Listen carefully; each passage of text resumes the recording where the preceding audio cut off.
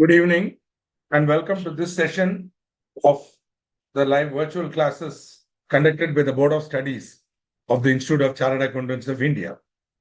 It's nice to be here with all of you who are going to write the examination in January. If you have any queries, my suggestion, if you have access to the query pad, kindly put up your queries on the query pad. I already have one good evening, sir, from Ms. Nancy Hingu. Suggestion, do not use the chat here, rather use the query pad because I need to then switch between two of these things. So let's avoid both. Have one. Suggestion, go to the query pad. But anyway, in case you have some problem with the query pad, and you are putting up your query on the chat, no problem. But I may not be able to answer your question as and when you ask. Whenever there is a small stop, when I come to end of a topic or end of a concept, I will see whether any questions are there and I will answer and proceed. Please keep putting up your questions in either the query pad or the chat so that I can answer it as and when you raise it.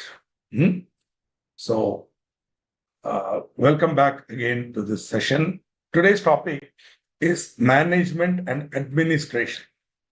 Basically, this is about how a company's affairs are managed and administered. So more of procedural, rule-based. It's a humongous topic. In fact, I have about 169 slides in this presentation, plus another 40 slides. So talking about 200 slides. Don't worry, 200 slides will not be boring. It will be interesting because the topic is dynamic. The topic is basically about meetings. See, though they've given it a dry name, the chapter 7 has a very dry name, dry management and administration, as if, but it's a very exciting topic because it is here that you will learn how the meetings of a company are to be conducted. How the meetings are to be conducted, what are the various types of meetings, rules relating to meetings, etc., etc., etc. Also, registers and returns will be covered. So possibly very important topic for understanding the procedural aspects of meetings, right? So let's see what they are. Let's have a quick overview of this topic. We have chapter 7, basically divided into two parts. Two parts. One part will be the meetings and related matters. As I told you, meetings. So there are many types of meetings with rules relating to each. The rules are very strict. If these rules are not correctly followed, the transactions which happen at the meeting, the agenda which is proposed and passed will become invalid. So whatever action is taken by the management of the company based on this decision or this resolution will be invalid, which is why you have to be very careful about complying with these sections and rules. But very few sections, but rules are there. So as you can see, the sections are 96 to 122, which is not, it's again about 24 sections, 26 or 27 sections, but those 26 sections are supported by rules. Wherever a rule is relevant, I have given. I have not given all the rules here. I'm not covering all the rules, nor is it required. Wherever it is relevant, wherever I feel it could be of importance to you, both from the exam perspective and also from the knowledge perspective, I am giving this. Meetings and related matters. Next is 88 to 195, registers and returns. Now, if in case you are following the Institute, the Board of Studies study material, you will find that our study material is organized in the order of sections. This means that it will begin with 88 and go on till 95 and then 96 to 122. Nothing wrong in that. I'm not saying, but then I would love, because registers and returns is so dry and boring, I will keep it till the end and it doesn't matter in which order you study it. So I will begin with meetings. And in the last session, I will cover my registers and returns in entirety. So this is the plan. So those of you who are following the session with the material in front of you, or maybe all of you are doing that, nothing wrong. You may have to jump to 96. So take a little time to jump there. Broader suggestion. While attending this lecture given by me, do not refer to the Board of Studies material also, but not a condition. You can do that if it gives you some confidence or whatever. Don't worry. So nothing wrong, but keep in mind that I am not having the Board of Studies material open in front of me. So if you are going to raise a question based on page number, etc., please do give me time to open that page on PDF, and it will take some time. So if you are raising a query wherein you are going to give me some page number, please wait. You'll have to give me some time to react. I don't have the material open and in front of me. Once again, I'm saying, don't worry. I'm covering from the material only, nothing different. The way I may cover will be slightly different. The purpose is to ensure that you are able to remember it well and retain the knowledge. Okay. Sections of the Companies Act are not logically organized. The section number sequence is not logical sequence, which is why a good student of company law will have to jump. So if your habit is, sir, please see that you go start with 96, 97, 98, go to 122, we'll do that. But still, I humbly suggest that you may have to correlate, you may have to interrelate and understand. In fact, my guru, Professor K.S. Anantharaman, would actually begin with notice, and he will completely cover that part of meetings, and then only he'll come to meetings. I'm not doing that. I am teaching you first meetings and then going for the rules relating to meetings. So first I'm covering types of meetings, and then only I'm going to rules relating to meetings, which means while we are talking about meetings, we will use certain terms which will be explained only subsequently. Baad mein we will explain it, kyonki it is going to come. So if I will give you a brief explanation here. Later in depth, we will see what is it. For example, I may use a word quorum somewhere, or I may use the word voting something. Then total voting power, I'll explain total voting power. So all that in depth we will see when we come to the rules, right? Now, as far as companies are concerned, there are three types of meetings. Board meetings, which are basically meetings of board of directors, meetings of the board and their powers. It's a separate chapter which you will be studying when you come to final. As a self-paced module, you'll be studying corporate and other economic laws when you will possibly read board meetings.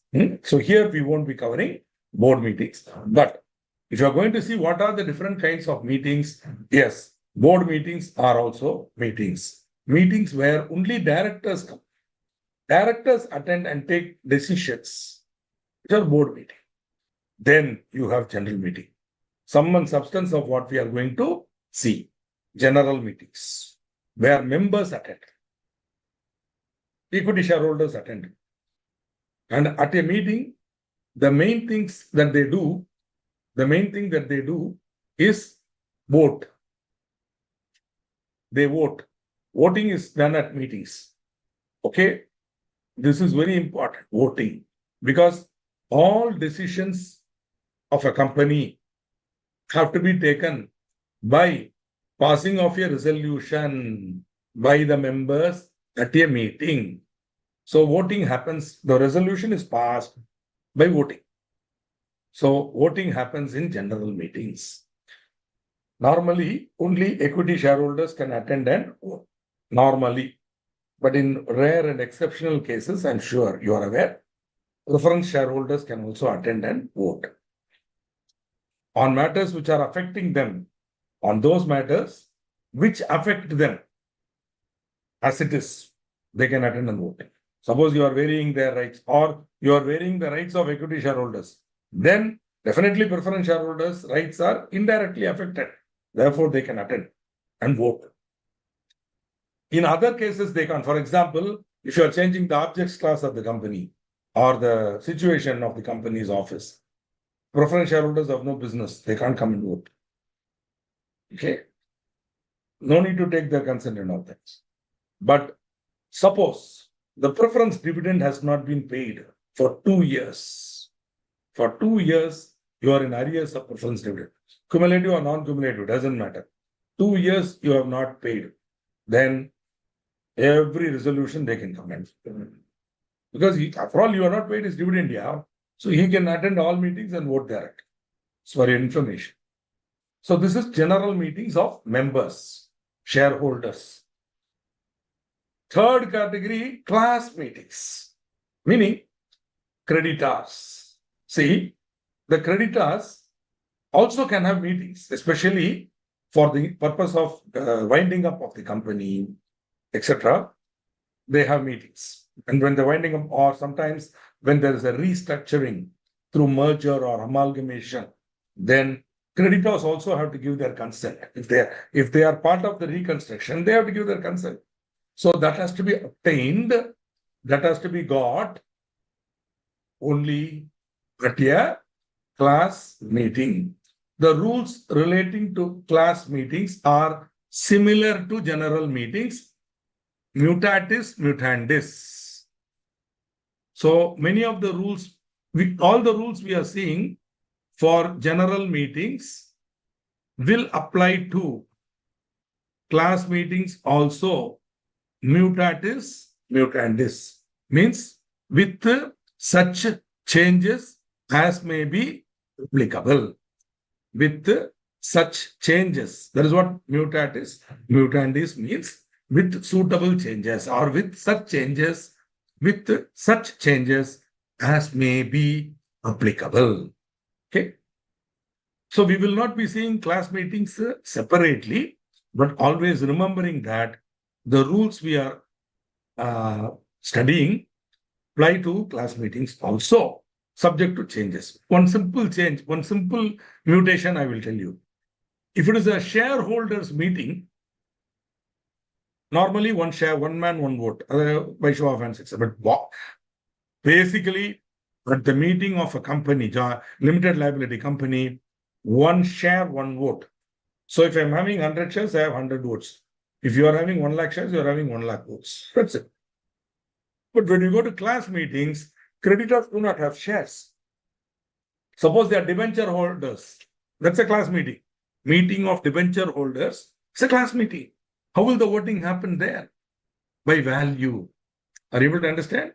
It cannot be. So, or number of debentures. Because if debentures are equally valued, then if I'm holding 5 debentures of 1,000 rupees each, I have 5 votes. You are having 500 debentures of 1,000 rupees each, then 500 votes.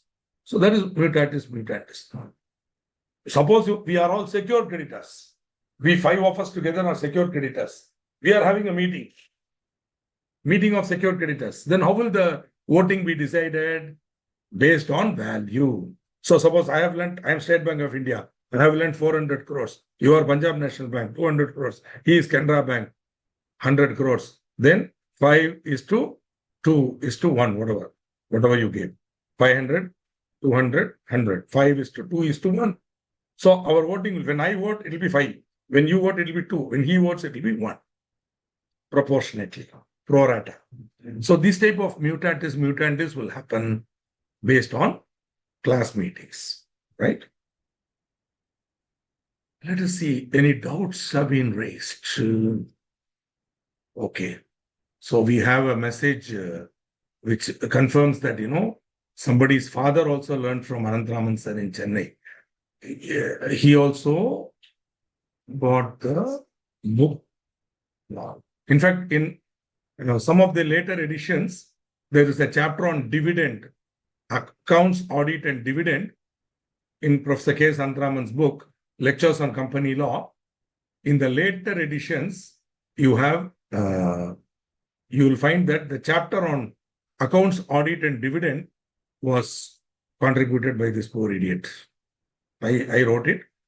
It's, of course, reviewed by my guru and included. In one or two editions, my name is mentioned, but in some of the later editions, my name is not mentioned. But the chapter was contributed by me. The book, which possibly your father used, might not have my name. Subsequent editions have my name. I think the sixth edition, seventh edition onwards, I contributed a chapter. Anyway, thank you very much. So much of the style of my teaching will be based on the way Professor Anantharaman, my guru, used to teach. In this building where I am now running these classes, where I'm conducting this class, my office building in T Nagar in Chennai, in the second floor, I have a library of about 25,000 books. In that library, in one of the annex rooms, I have the photo of my guru, Professor K. Anantharaman. Thank you for mentioning his name on the very first day. I'm very honored and touched. Okay, Mr. Pranav, I thank you for the message. So, respect to the guru is the first thing that we do. So, yeah, mutandis. I've written it on the board. Mutatis and mutandis. You have spelled it as mutant. Kambeshwari, you have spelled it as mutant. It's not mutant ninja turtles. This is mutatis, mutant. Basically, same concept. It's a Latin word meaning change. Mutation is change. Okay, so mutatis, mutatis means, see, we are talking about sections that apply to general meetings and we are applying them to class meetings. So when we are applying it, we can't blindly apply it. That's why I gave an example. For shareholder meeting, it will be shares. For class meeting, there is no share. Then what to do? There we will have value of length, amount length. Like that, suitable changes have to be made. Okay, so this is the best explanation I am able to give you. Thank you very much. Moving on, I think there are no more questions. If so, we will take it up later. On the query pad, let me see if any questions are there. Yeah, Tejaswin Marhava merely says, even depositors meeting is a class meeting. There again in depositors meeting, it cannot, you will have to go only by value. So if I have deposited 1 lakh, 1 lakh, you have deposited 5 lakhs, 5. So like that, you have to see the proportion. Total value of deposits, then your proportion. So like that, how many votes have come? It's not very simple. The mathematics is very simple, but just understand it. Yes. So debenture holders meeting and depository meeting can be class meeting. Mr. Tejaswin Marwa, from now on, you have to be very clear. If you have a question only, you have to put it in the query pad. If you want to become a co-faculty, then I will stop, you will teach. But if you have a query, yes, you will put it in the query pad. But if you are merely making a statement, don't do it because I will waste my time reading it. You understand? So dividend not given 2 years, I have already told. So please don't repeat it there in the query pad. Are you able to understand? Suppose you have a query, means question with a question mark at the end. Kindly put it there. If whatever little I know, I will try to explain to you. Okay. Are you happy, Mr. Marwa? Otherwise, you know what happens? You will be repeating things that I'm telling. I will be repeating it. We are wasting everybody's time. And don't do that. Okay. Good. Now, the main crux of our topic is general meetings. So we will deal with general meetings and related matters first. General meetings are in themselves divided into two. Annual general meeting, then extraordinary general meeting. Now, AGM is given a special treatment because it is compulsory.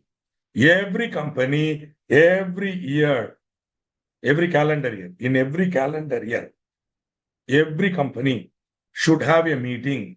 There is a first rule. Why should I tell? It's in the slide.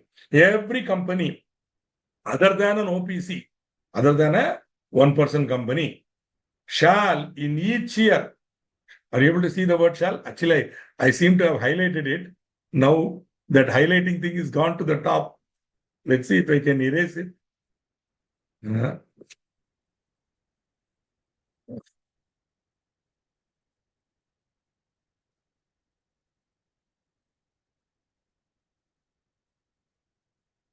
Shall. Shall means compulsory. There is no option. Every company shall, except OPC. In each year, hold, in addition to any other meetings, a general meeting as its AGM. Why OPC alone is given an exemption? Because, see, tell me one thing. What is the purpose of the AGM, you tell me? What is the basic purpose of an annual general meeting? Basically, the idea is the members are meeting the directors. And the directors, every year, they become accountable to the shareholders. They stand in front of the shareholders. And the shareholders have a right to question them. If you've been to some of the AGMs of listed companies, you will understand. Nowadays, the physical meetings are not there. You'll be seeing in this topic only about virtual voting, electronic e-voting and all that. So today, virtual meetings have been permitted.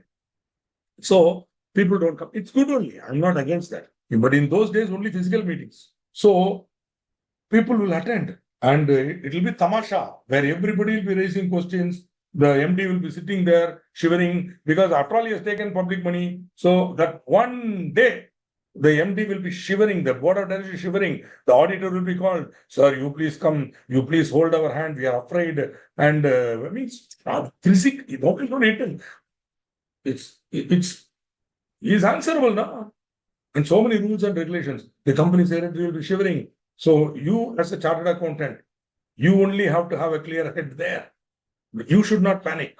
And you should tell, don't worry, we'll answer, carry. When you're the CFO or the auditor or whoever it is, Sam, says, I have no problem, Sadhan, don't worry. I will take care. I will answer all these queries of these people. So that is when you will shine as a chartered accountant in the AGM. As a CFO, the MD will have to rely on your support. And such an MD will pay any salary you want. He'll give you any perks you want. Think about it. When the MD is so dependent on you, this should be your career goal. Okay. So every company shall in each year hold in addition to any other meetings. You can have a number of other meetings, EGM. The other meetings are called extraordinary general meeting, EGM. But that one meeting should be called AGM, annual general meeting. This meeting shall be specified as AGM in the notices calling it. So the notice is nothing but it's like a information to the member. If you're going to hold the meeting on such and such a day, please come.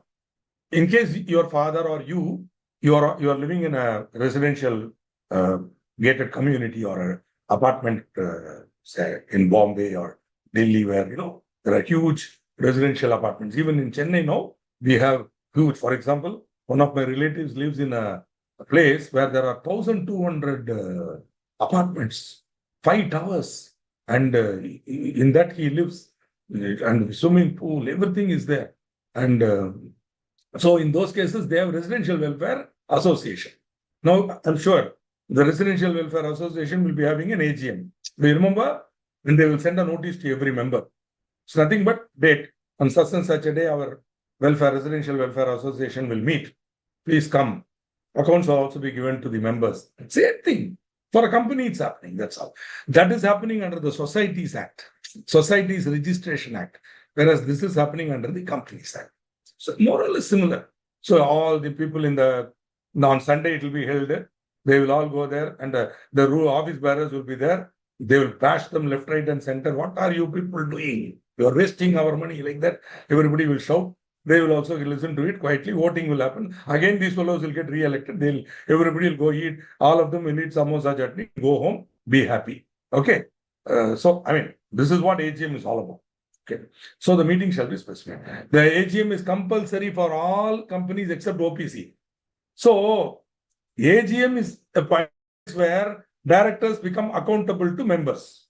For OPC, who is the member? Who is the director? Same fellow. Yeah. The same guy is the director. Same guy is the member. Single person. To whom what he will do, you tell me in that meeting. He'll come. He himself will elect himself to the chair. And then he'll pass the resolution. Thereafter, he will give vote of thanks to himself and go home. So it looks very hard. Therefore, this is no need for any AGM. After all, it is your company. Do whatever you want to do.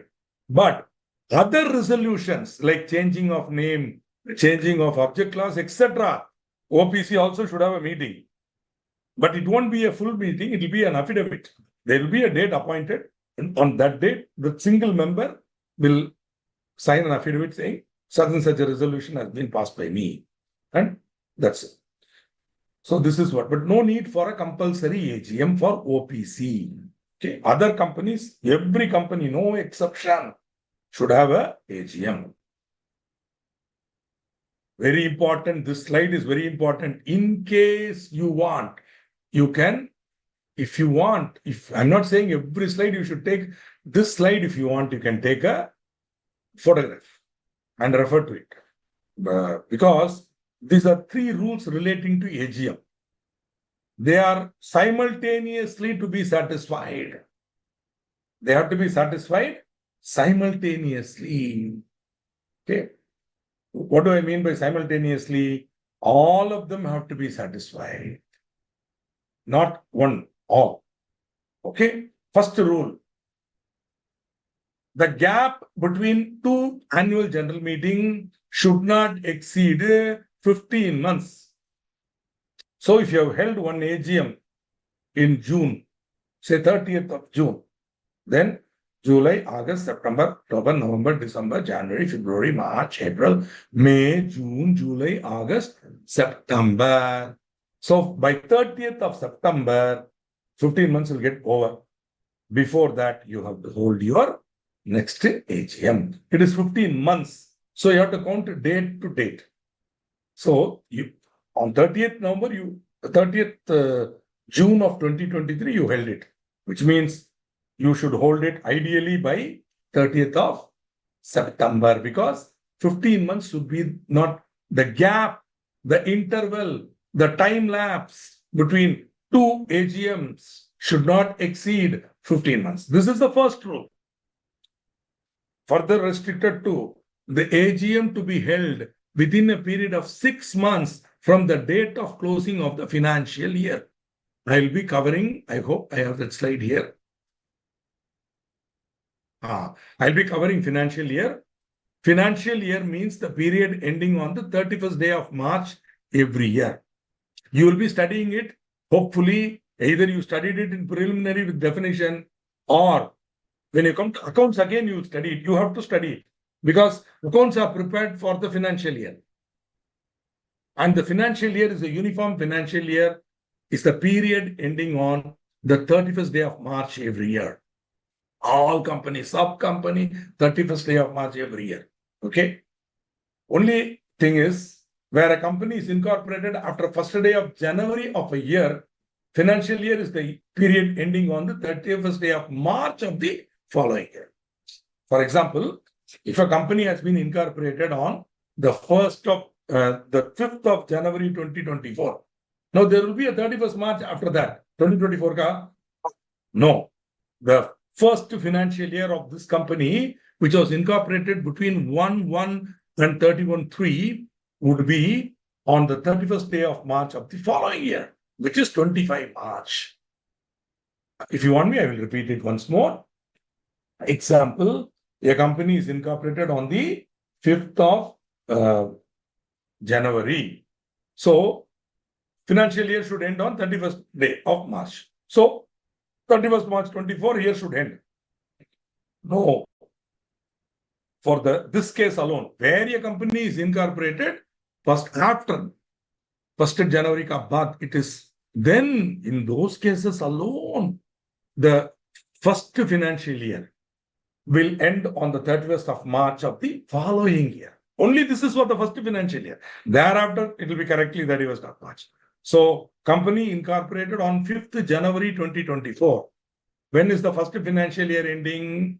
On 31st of March 2025. Keep this in mind. Okay, this I'm not going to teach. It's not relevant for you because you read it when you come to accounts. For I'm concerned, for AGM purpose, I humbly suggest that you remember these two, which are important points. Okay, sorry. Okay. Now, coming to the rules relating to AGM. So now you understand. AGM to be held within a period of 6 months from the date of closing of the financial year. This is for all AGMs other than first AGM. The first annual general meeting, slightly different rule. Second and subsequent AGMs should be held within a period of 6 months from the date of closing of the financial year. So we held the meeting on 30th of June 2023. So we said 15 months, 30th September. Okay. Now 6 months from the date of closing of the financial year. When is the financial year closing? 31st of March 2024. Normal second and subsequent year, 31st of March. So from 31st of March. So 1/4 onwards, you count 6 months. April, May, June, July, August, September. So September 30th, 6 months get over. So these two dates are now aligning now. No problem. And AGM should be held once in every year. AGM should be held once in every year. So these three rules together, you should triangulate and arrive at a date which satisfies all the three conditions. Okay. So if you have any doubt, you can. So this is possibly a interesting area. We'll see the bottom also, and then we'll go for queries. The registrar may, for any special reason, extend the time within which any AGM, other than the first AGM, no extension, because already they give you a longer period, you'll see that, shall be held by a period not exceeding 3 months. So I have noticed many cases where companies are audited, the auditor will delay the audit. So the company secretary and the CFO will run to the registrar, sir, please. So why you are not, sir, audit taking late, sir? Or else they will say flood. Invariably in India, somewhere or the other, there will be a flood, there will be an earthquake, something will happen, corona. So government will have, our people will have, and if there is a corona, our extraordinarily beautiful government automatically will extend everything. They love to extend dates, due dates. Okay, even if they do not, the law gives you the facility of applying for a special reason. The registrar can extend. For example, in our example, company's AGM should be held on or before 30th September. But your audit is not completed. Auditors are not signing the balance sheet. Irritating. They are saying, I don't care, do whatever you want. So before the due date for holding AGM, you have to make an application. You can't wait for 30th September and then go. So well in advance, in July or end or August beginning, you have to go. Maximum August end, you have to go to the registrar, apply, go and file a dispute, sir, please, sir, give me extension. How many months he can extend? Another 3 months. That means October, November, December. So maximum you can say go up to December, have your AGM, get out. So possible, extension possible for all AGMs other than first AGM. Okay. So with this, let us see if any queries are there, and then we can take it up. The company in my example was incorporated on 5th January, though it doesn't matter. 1st January or 5th January, it does not matter. Okay. So the first financial year will end on the 31st of March of the year next to following. Okay. When AGM going after 15 months, any reason when what to do, Tambeshwari? I told you, you go to the registrar, file a dispute and get his extension and come for valid reason, not because you are not able to conduct RF. You can't do it for frivolous reasons. Okay. If company incorporated on 1st December 2023, this is a beautiful question by Mr. Bana Garg. Sir, if company incorporated 1st December 2023, now, based on this rule, Mr. Garg, I hope this won't move. Mr. Garg, kindly see this.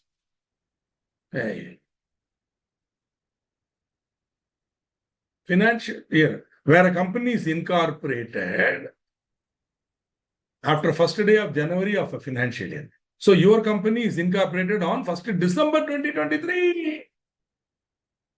Am I correct? It is after the first day of January of 2023. Therefore, the financial year is the period ending on 31st day of March of the following year. So the rule will apply for this case also. Your company was incorporated on 1st December, which is after first day of January of 2023. Therefore, the AGM will be held on, first AGM will be held on the 31st of March of the following year, which is 24. So to answer your question, the company incorporated on 1st December will have a financial year ending on 31st March 2024. Okay, are you happy, sir? I hope you got the answer for your question. Right? Okay. Thank you. Now, moving on. So basically, it's a very interesting topic, I tell you. Meetings is a very interesting topic and logical. Okay. So in case you don't worry this applying, if you are, I'm sure all of you are going to join large multinational companies and large Indian companies in finance departments and grow to become CFOs or deputy CFOs and all that. So 100% this extension of time is going to be a part and parcel of your life in August. Believe me when I say this. I have audited multinational companies and I have audited large companies and I know the problem. Never due to me. Never due to me. I've never delayed the audit. I keep call the CFO and I'll tell him, boss, no, sir, there are problems, other problems are the company secretary, this, that, sir, that, sir. I said, look here. I have not delayed. I am ready to sign. Here are my qualifications. Here are my queries. Answer it, give the detail, take it and go. I'll sign it whenever you want. Well, before that date, I will sign. I have your board meeting. Let your directors approve it. I will sign it. Take it. 21 days, you calculate, you tell me. I am ready. No, sir, that query, if you have to go for opinion, go. That is not my problem. Whatever it is, sir, please, sir. So they will take it and go to our registrar and get time. Registrar also will give time. Don't worry. He is your friend. He will give you time. And 3 months. Within that 3 months, at least you have to hold AGM. If you don't hold, then also, then what you? Penalty only. Okay. Then only penalty. We'll see the penalty also. Okay. So, what is the last one query coming? Okay, Kameshwari ji. Thank you. I should be experienced, no, 59 years old. I'll be completing 59 on the 26th of January and entering 60 on January 26, 2025. I'll be completing 59 years and entering 60 years. Okay. So, if this donkey is not experienced, then bad on it, no? Okay. So, some experience should have been acquired, now. Okay. Now we'll go to first AGM. First AGM is a slightly exceptional case. It happens only once in a lifetime. Okay. First AGM only once in a lifetime. No, first AGM. See, there can be any other further AGMs. Only first AGM. Am I correct? The first time you met your girlfriend or boyfriend can happen only once in your lifetime. Am I correct? The first will always be once. Thereafter, you'll meet many, many times. That's why sometimes I say you do not get a second opportunity for a first impression. You do not get a second opportunity to make a first impression. So ensure whenever you meet somebody important or whenever you are trying to impress or whatever it is, even normally, let your first impression be the best. Because normally you do not get rarely you get a second chance. Even then, you cannot make a first impression. First impression always remains. So the first annual general meeting can be held. The first annual general meeting of the company should be held within 9 months from the closing of the first financial year. So instead of 6 months, you get 9 months. So in our example, we said the company was incorporated on 5th January 24. So the year will end on 31/3/25. So from that date, you count 9 months. So April, May, June, July, August, September, October, November, December. So by 31st of December, your first AGM should be held. First AGM. No extension. After all, they're giving you 9 months. No extension. Extension of time cannot be granted by registrar. Also, one more thing, you have to hold one AGM in every year. Am I correct? There should be one AGM in every financial year. Now, if your 9 months is there, you still want another 3 months extension, your meeting will be held in 26. Not possible. You should have a meeting in 25. The only thing they exempt is where a company is incorporated between January 1st to March 31st, that company can push it to the next year. So in the year of incorporation, they need not hold an AGM. Are you able to understand? Company is incorporated between 1st January and 31st March. Only those companies. Only those companies, we need not hold an AGM in the year. They will hold it in the next year of incorporation. Okay. So generally, year of incorporation, you need not hold a meeting. For the matter, all companies, no, in the year of incorporation, there will be no AGM. Only in the next year, there will be a first AGM. Okay, first AGM. In the next year, you have to hold the first AGM. Okay, good.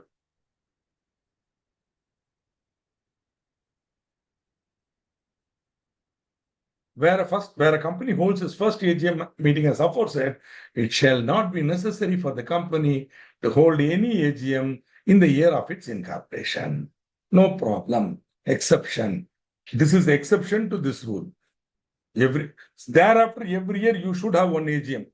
First AGM alone, when you are holding it in the subsequent year due to this 1st January to 31st March issue, then in the year of incorporation, you need not have an AGM. Okay. Extension of time cannot be granted by registrar with respect to holding of the first AGM. So, moving on. Financial year we have seen, right? And now based on this, let us have a small practical problem.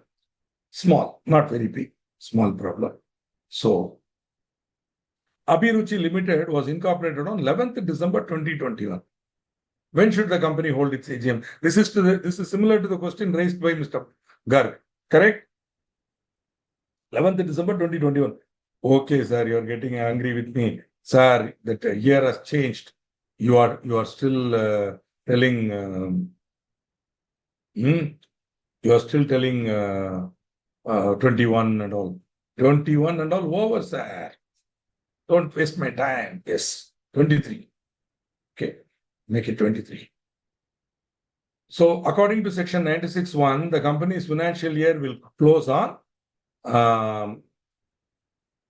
when 11th December 23. That means no problem. It will close on 31st March 24 only. The same question as raised by Mr. Garg. Okay. So the company may hold its first AGM by 31st December 24. That is within 9 months. Now, would your answer be the same if you are informed that this company was incorporated on 11th February 2024? Now I've changed the problem. Now, let us see if you can answer my question in the query pad or anywhere.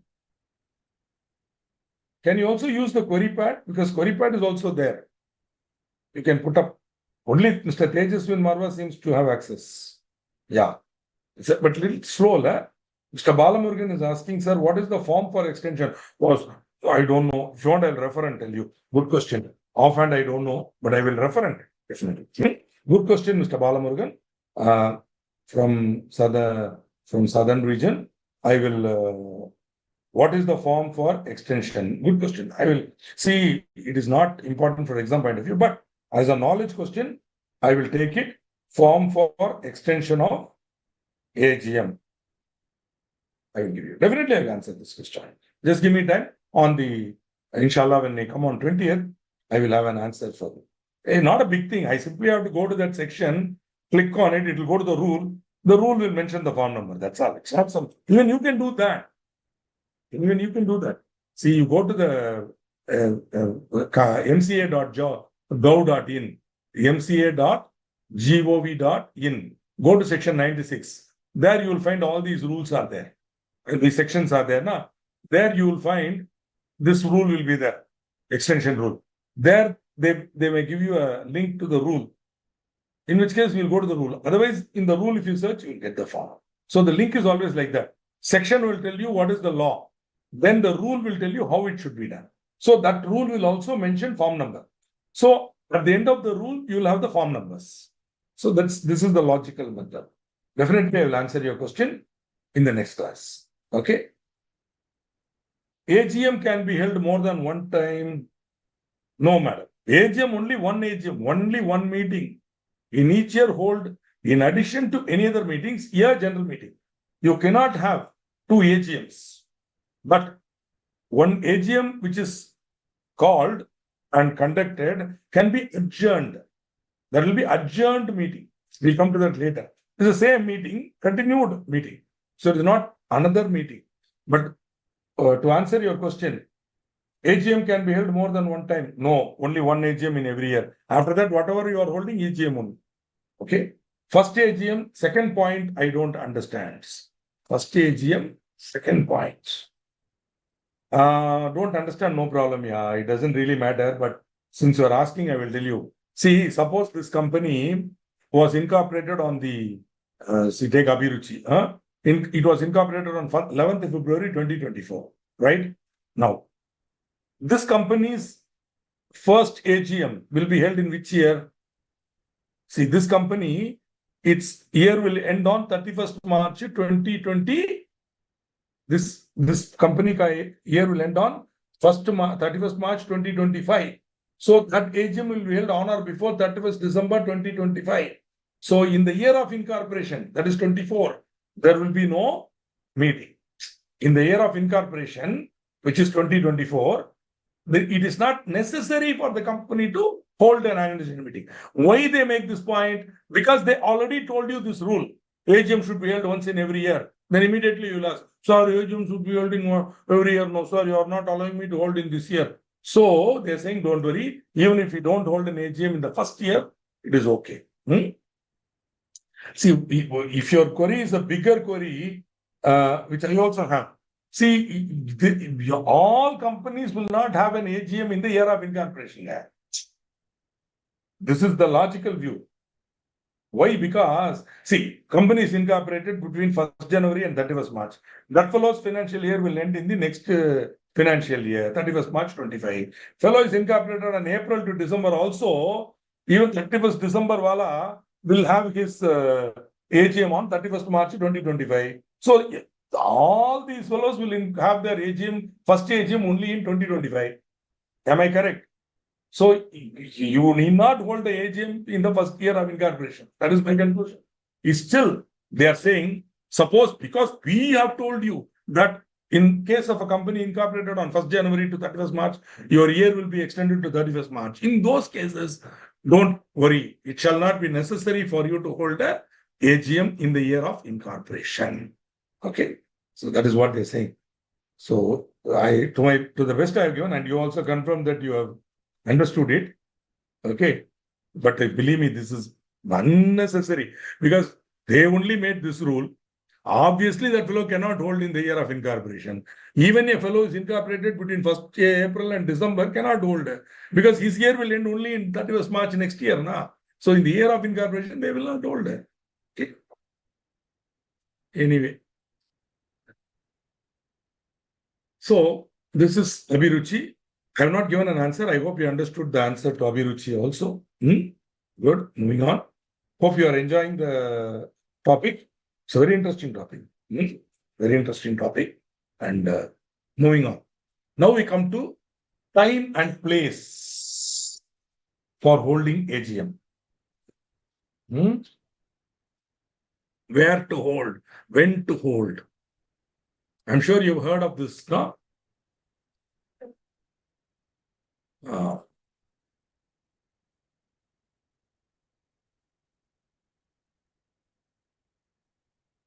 5 W's and H. Sure, you're perfect.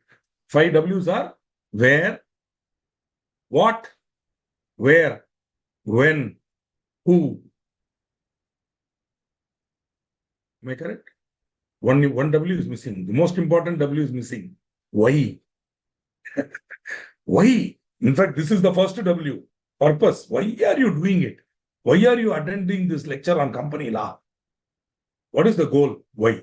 Then what? Then where? Then when? Then who? Then finally how? That's called 5 W's and H. Any matter before you draft an email, before you do something, ask yourself, answer these 5 questions. Your completeness will be there in your answer. What, when, where, how. Many times, I find people send email to me missing one of this. Then they will send one more email saying, sir, please note the timing is so and so. Okay. So time and place of holding an AGM. We are still in section 96. So AGM shall be held during business hours. that is between 9 a.m. and 6 p.m. on any day. That is not a national holiday, not a national holiday. So you can't have it on a holiday. You can't have it on a Sunday. See, but this is something very strange. I'm not able to understand it. I'm not saying the law is wrong. I'm not here to question the law, but I'm asking a different question. After all, the whole purpose of the Companies Act, the core purpose, the why of the Companies Act is protecting the investor, protecting the creditor. The very purpose of the existence of the Ministry of Corporate Affairs is to protect the investor, protect the creditor. Okay, that's it. And public interest. These are the three pillars of company law. Protect the investor, protect the creditor, protect the public interest. Those who are not connected to the company also, public interest is also there. So, three. In which case, question is, you are protecting the investor. Who is the investor? Poor man like Srikanth. I have to attend office. I have to get up at morning at 4:30 a.m. and do it. Imagine if you are in Mumbai, you will understand what I am telling. If you are a Mumbaikar only, you will understand what I am telling. Okay, 4:30 a.m. you have to get up, 5:30 you have to get up. You have to rush. You have to take your two-wheeler or whatever it is, go to the nearest railway station, park your vehicle, take a train, go. Then from there, you may have to take a metro and go to the place where you work, then walk. By then you will be so hungry, you will eat a vada pav. That's all you will be able to eat for breakfast. Start work. Exact 9 a.m. sharp. Now in this pressure, how am I going to attend the AGM during business hours? Yeah, tell me. Whereas on Sunday I'm free. Why don't you let me have it on Sunday? No. AGM should be held only during business hours, between 9 a.m. and 6 p.m. Any day, not a public national holiday. Okay, I'm only teaching the law. This is the law, but I genuinely feel this is wrong. They can as well have it on any day. What is your problem when he is having? This is actually giving unscrupulous promoters a chance to pass resolutions with a limited number of known members and do whatever they want. Because if it is held on a business hour 10 a.m. in the morning on Monday, who will come? Even a virtual meeting, who will attend? Okay, so people are busy. I told you now. I gave extreme example of a Mumbaikar. Every in the metro city you love. Everybody is busy today. On a business, on a working day, if you ask them, they can't come. But anyway, this law was there long ago. When company, it was a different era. Today it is not like that. Okay, today we have work from home culture. So why should we not? Think about it. This is just a thought. But from the exam point of view, AGM shall be held during business hours. That is between 9 a.m. and 6 p.m. on any day that is not a public holiday or a national holiday, declared national holiday. You can't have it. That is okay. A declared national holiday you cannot have. But why say during business hours? Because most companies will be not working on Sunday. Sometimes even on Saturday. There are many companies, 5-day week. Okay, done. AGM shall be held either at the registered office of the company or at some other place within the city, town, or village in which the registered office of the company is situated. So, another point. So, registered office. Imagine, my company was incorporated in Madhya Pradesh, in Indore. Not my company, example. Company was incorporated in Madhya Pradesh, not even in Indore. It's the registered office of the company is in Mandu or maybe Bavra district. In Pakka Bavra, my factory is there, and my registered office is also Bavra. Okay, Madhya Pradesh. Now, I'm holding AGM on 10 a.m. on Monday morning at Bavra in Madhya Pradesh. My shareholders are all in Mumbai, Bas, or Ahmedabad. Some poor fellows are in Chennai also. The point is, how will all these fellows come to Bavra? Yeah? I don't know if you are from Madhya Pradesh, you know. I'm not saying Bavra, even for an Indore man, it's a journey. Forget Chennai man coming all the way to Indore by flight, then I have to take a car or bus and come all the way to Bavra. I've done it, so I know what it's all about. Okay, but then that's a place where I think one famous freedom fighter was born. I forget. Azad, I think, was born there. Azad was born there. Okay, and famous Bavra district. There's a memorial for him also there. Okay. So the point I'm trying to make is, so in those cases, what happens? Nobody will come. Only employees who are holding one share will sit in the hall and they will pass whatever resolution MD is telling will be passed. Okay. So sorry, I don't see this as great protection for the investor. But to compensate for it, for listed companies, they made it very clear. No physical voting. You have to go only for postal ballot or e-voting. So that has somewhat helped. But let us see. When we come to postal ballot and e-voting, I will tell you more about it. Right. And so this is AGM of an unlisted company may be held at any place in India if consent is given in writing or by electronic mode by all the members in advance. Please note, I will put it in red there. All the members in advance. Then you can have it at any place, not necessarily the CTV, city, town, or village in which the registered office of the company is situated. Okay. National holiday means and includes a day declared as national holiday by the central government. National holiday means that and includes a day declared as national holiday by the central government. This is usually declared in the Gazette, the official Gazette of the central government. You will find national holidays are announced. Okay. Central government may exempt any company from the provisions of this subsection subject to such condition, blah, blah. Nothing has been exempted as of. Okay, good. So are all very simple and fair provisions. Let's move on. Exception to section 96(2). No, friends. Two eternal exceptions are there to most of the sections. You will find these two guys are always exempted. Section 8 company and government company. I'm sure your investigations into incorporation of companies, somewhere you have learned or studied what is known as a Section 8 company. There is a company which has been licensed to dispense with the words limited or private limited as the case may be. It still tells you nothing about this company. Section 8 company is a not-for-profit company. Means it can apply its profits only for the purposes for which it was formed. The company cannot declare dividend. The profits cannot be distributed by way of dividend. It's called Section 8 company. Many provisions of the Companies Act will be relaxed for Section 8 company. Relaxed or not made not applicable. So Section 8 company, the time, date and place of each AGM are decided upon beforehand by the board of directors, having regard to the directions given in this regard by the company in its general meeting. Okay. So the time and place and can be decided, they can say, we will have an AGM on such and such a day every year. Yeah, why not? So I belong to an organization in Chennai where we formed it on the 30th of April. So on every 30th of April, we have a meeting as a sort of a founding meeting. So like that, they can say our AGM will be held only on 8th of November when our 18th of November when our founder was born. Something like that. Okay. I mean, whatever. They can decide, man. So in case of a government company, the central government may approve a place other than the registered office or some other place in which the registered office of the company is situated.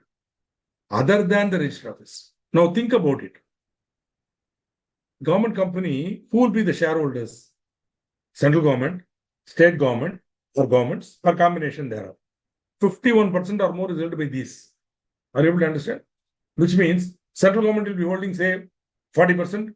For that, how many people will attend? One man will attend. The IAS officer, authorized representative of the ministry, will attend.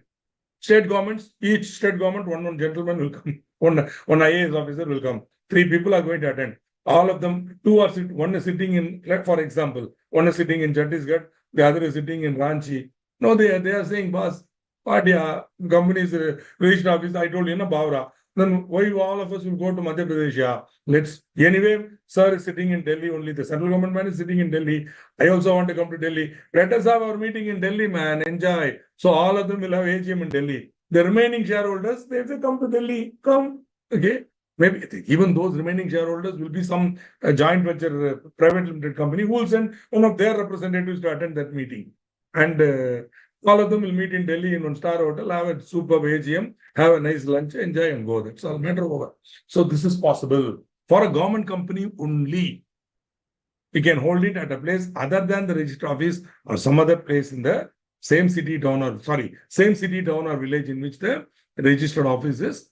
That is, you can hold it at some place other than the registered office or same city, town or village. It can hold anywhere in the other than that.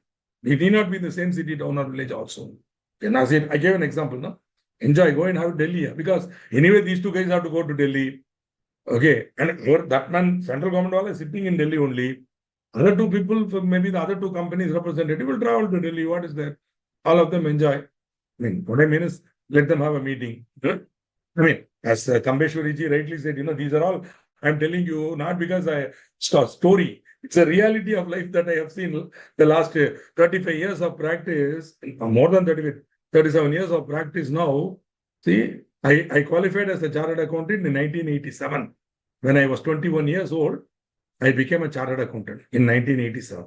So then thereafter, I've been practicing. I worked with a firm called Price Waterhouse for 3 years as an audit manager. And I quit and started my own practice, which I've been doing for the last so many years now. So based on that, I've seen all this. Then on that basis, I'm sharing it. So don't think that I'm telling some story. It is not a story. Chalo, very, very important. The Section 8 company and government company can enjoy any exemption. If they want to enjoy the exemption, then they should not have committed default in filing financial statement under Section 137. You will be studying it when you come to accounts. Or annual, or maybe you already studied it in accounts, I don't know. Or annual return under Section 92, which I will teach you. When you come to registers and returns, I will teach you annual return under Section 92. So these are very important documents, man. If a company in every year should file the financial statement within 30 days, should file the annual return within 60 days. This is maybe the other way around. We'll check it out. Compulsory. If you don't file it for 3 continuous years, the company's name can be struck off the register. The registrar has the power to strike off your name. So you have to file. In case a government company or Section 8 company is not filing the financial statement, etc., even if there's a default of 1 year, they cannot enjoy these exceptions. This exception section, this exception part, this is exception to the section. This is condition for enjoying the exception. So this is very right or wrong.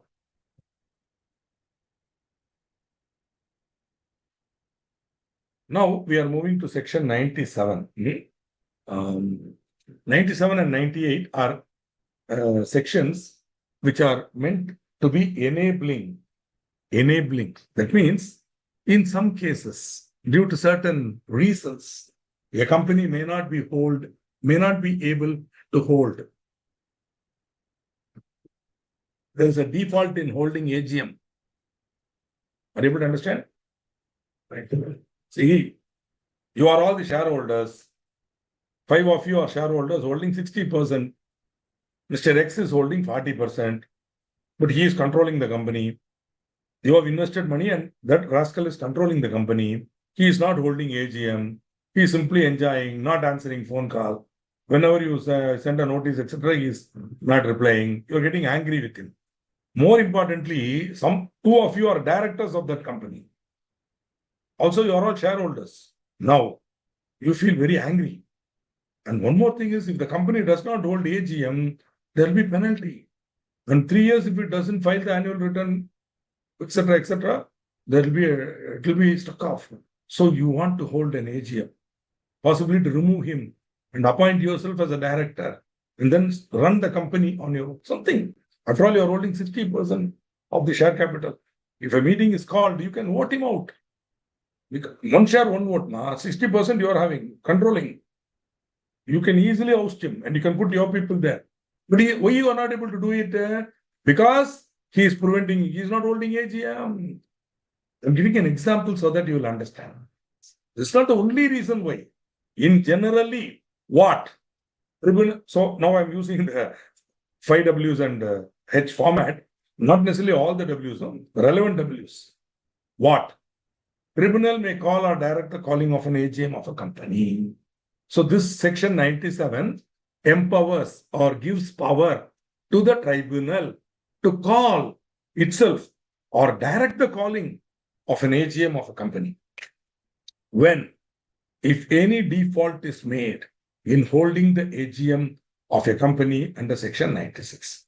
That's why you might ask me, sir, how that default will happen? Because this fellow is not holding. He is not bothered. He will also be liable as a director, but he is not bothered. He's a he's completely a seasoned criminal. Okay, there are people like that. Don't think that all people are honest and good like you. There are people who are criminals also. Okay, so it's not holding. So you make an application to the central government, and you can make an application. Any member of the company on the application of any member of the company. Okay. So even single member can apply. No need for any 10%, 5%. No.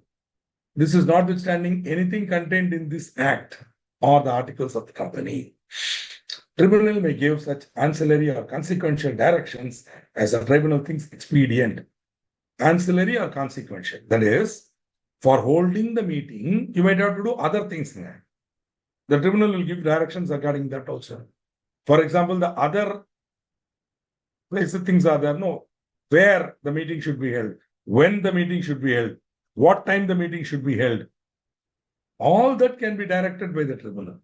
Okay. Now, think about it. There are two shareholders. I'm giving an example. There are two shareholders, A and B.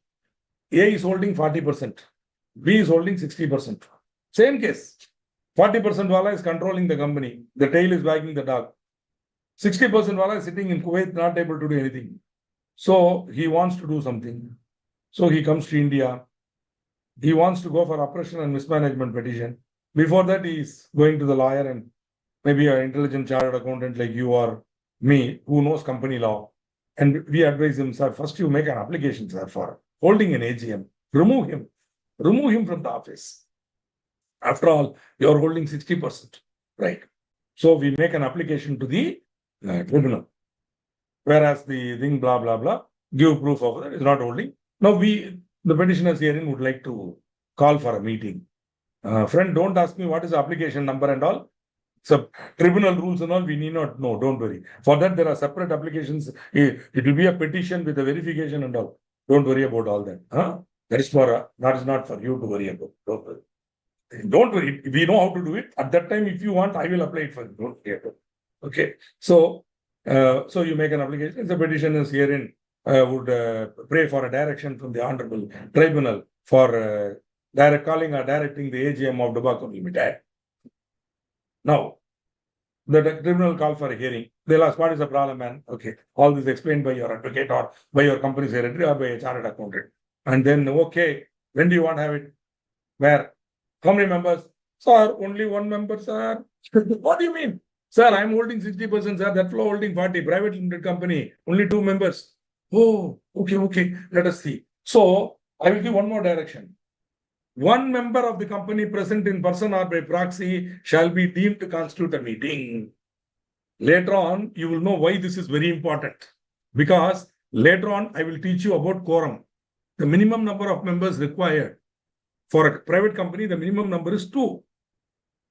Here, the other fellow is not coming. Even if I send a notice, he won't come. So, even if he does not come, I can hold a meeting. One member present in person or even by proxy. Now you'll ask me, sir, what is proxy? Proxy is a person attending the meeting on behalf of the member. That's all. At this stage, be happy with this.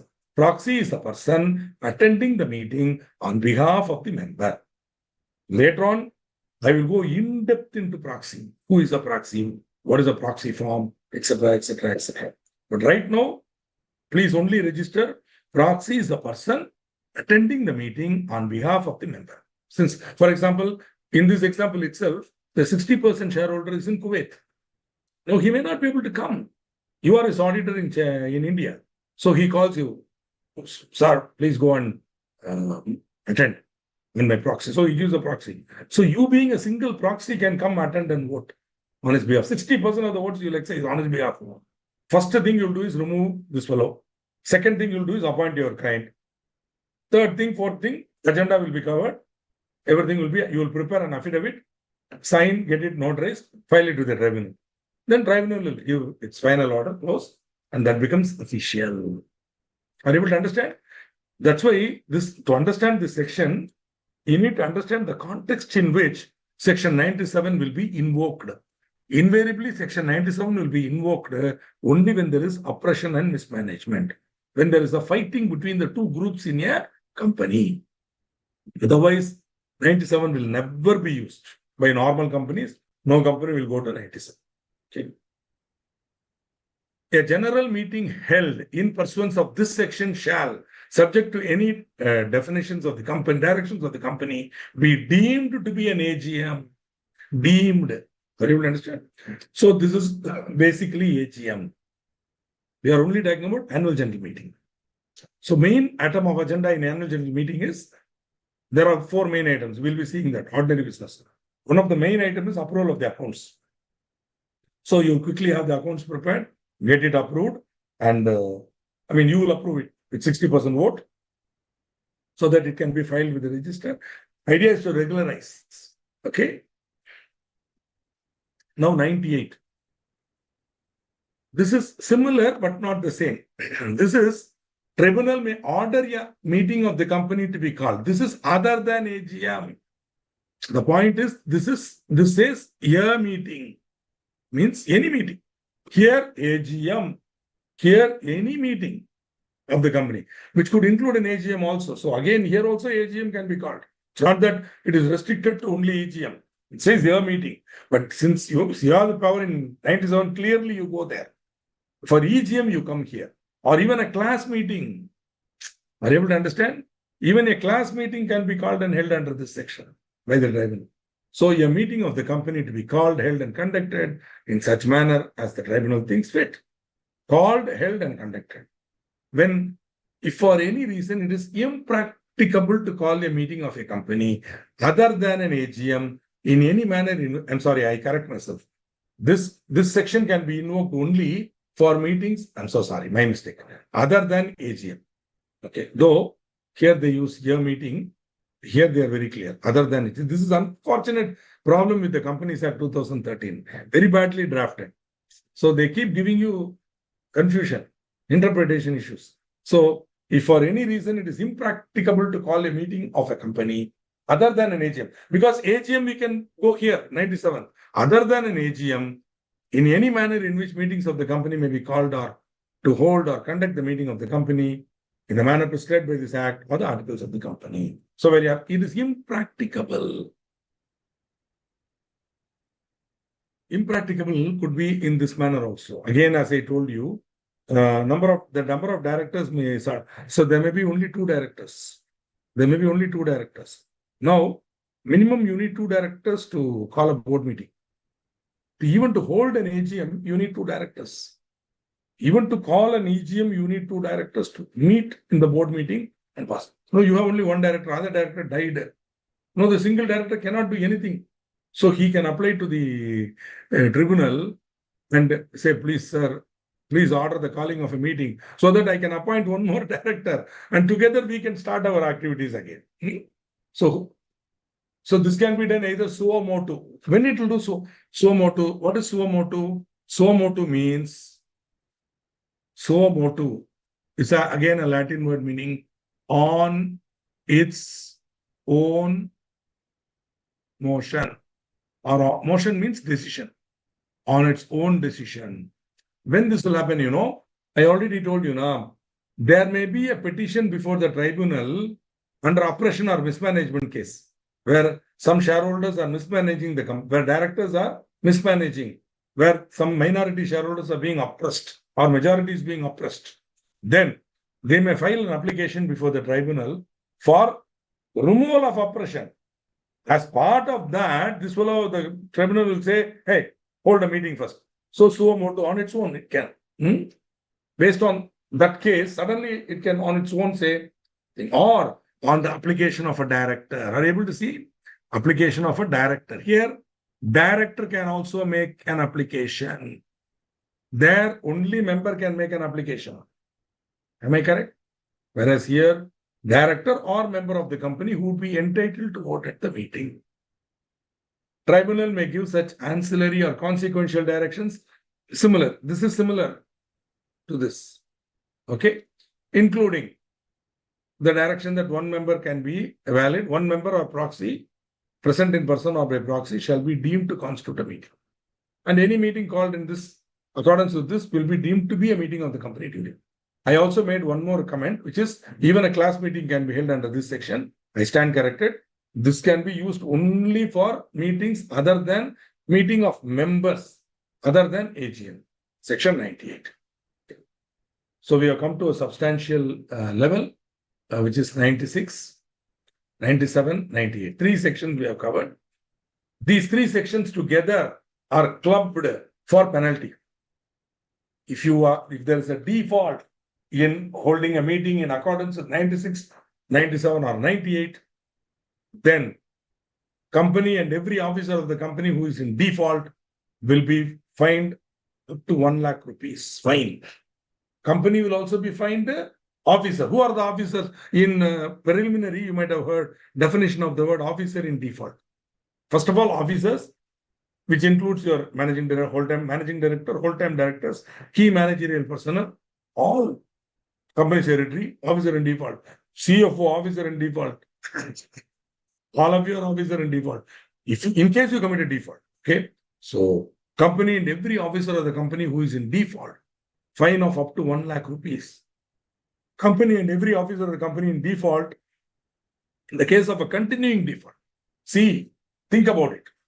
On 30th of September is the due date for holding your AGM. So on or before 30th September, you have not held your AGM. That is an offense. Penalty 1 lakh up to. Thereafter, you are continuing default. You are continuing not to hold now. For that, 5,000 rupees for every day. Friends, think about it. Suppose for 2 years you have not held your AGM. 3rd year you are coming to the auditor and you are telling, sir, 2 years you have not held, sir, these are the accounts, sir, please audit, sir. Like, good. They'll audit and give it to you. But you have to get it approved in an AGM now. Now, already you have committed default, Baba. Calculate per day. Killer. Okay, so you go to a company secretary first, get it compounded. Go to the regional director, get it compounded. Get this offense clear. Then come to me. Then we will hold AGM and we will see what can be done, etc., etc. So the learning I get from this is, please do not delay or default in holding AGM. Please do not have any default in filing financial statements and annual report. Please, because the penalty for this is very high, right? So this is one level. Let me see if any queries are there.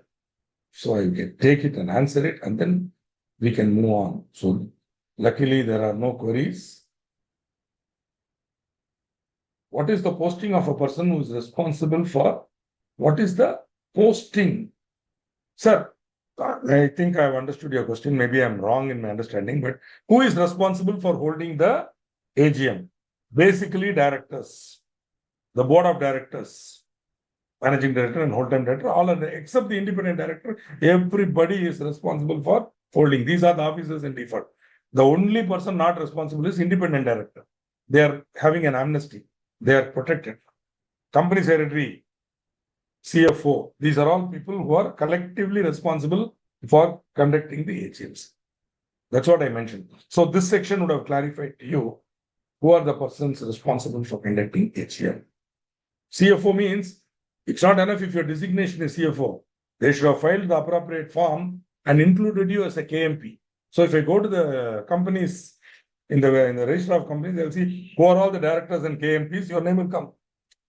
So if your name is there, then when somebody's name is there, they are all officers in default responsible for conducting AGM.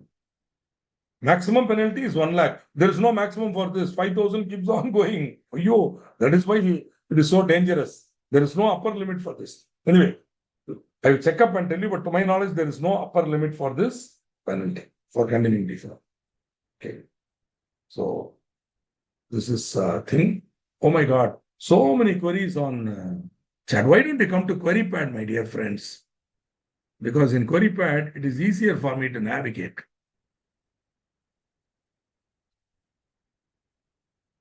Many of you have answered questions.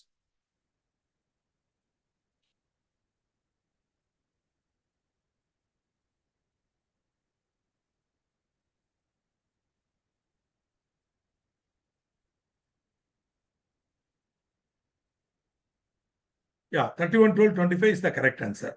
For Abhiruchi Limited, 311225 is the correct answer. Proxy person can vote. Proxy can vote. Don't say proxy person. Proxy can vote. Proxy is the name of the person attending the meeting on web. He can vote. That is the whole point of his attending. But don't worry, Mr. Ambeshwari, we'll be dealing with proxy in detail at a later date. Yeah, it will be over 36.5. It will be huge amount. So when they come to us, we tell them the amount, roughly they go mad and they run away. What happens is once in 5 years, the Ministry of Corporate Affairs, once in 3 years or 4 years, they'll give amnesty scheme. By which they'll say, in case you're not filed it, come and file now. So all these fellows will use that opportunity. There'll be some lump sum fee they'll pay and go there and file that and go. Okay. So wait for that. See, in India, I have noticed one thing. The defaulter is always preferred to the guy who is honest. See, in the Income Tax Act, there is a client. Well, there is an addition made by the department. I feel that there is a case, but it's a little weak. So I advise the client, boss, let's not go on appeal, you pay the tax. So my client dutifully pays the tax. He's a fool. But the another client, he says, sir, even if there's a doubt, it's okay, sir. We will go up to tribunal, we'll even go to High Court, sir. You file an appeal. Now that fellow, suppose he had filed an appeal and he is simply waiting, he will get a benefit because he will be eligible for VSVS, Vivad Se Vishwas scheme. And all he has to do is file the original tax demanded without interest. Till that time, that money he would have rotated. Think about it. See, again, I'm not trying to make fun of this, but so one thing I understood is, when nowadays, after the first VSVS scheme, I realized any client, anything, even if the addition made is a valid addition, I go on appeal. And I stay there. Because the 234BC interest is the killer. If I wait, honestly, they'll give one more VSVS, which is what happened now. But until 31st December, there's another VSVS. But here they are saying you pay 25% of the penalty, 25% of the interest. No problem. Still, it is beneficial to my client. Who would have anyway paid with penalty. So only defaulters and people who are delaying will be benefited by these laws. People who are honest and straightforward, me. So in these cases, I am being very frank to my clients. Boss, this is what it is. If you want to pay the tax, you pay judicial. But tomorrow, if VSBS comes, you will be the loser. Don't do it. Don't pay this interest now. Pay 20% or take installment, keep on paying, rotate the money, enjoy it. Then later on, VSBS will come. Immediately go on to VSBS. Enjoy. Sir, this is a comment given by me. Don't take me otherwise. Some of you may also be studying income tax as part of your syllabus, in case you're writing both the groups. So maybe you might understand what I'm telling. But same way, in company law also, they'll give amnesty scheme. Enjoy.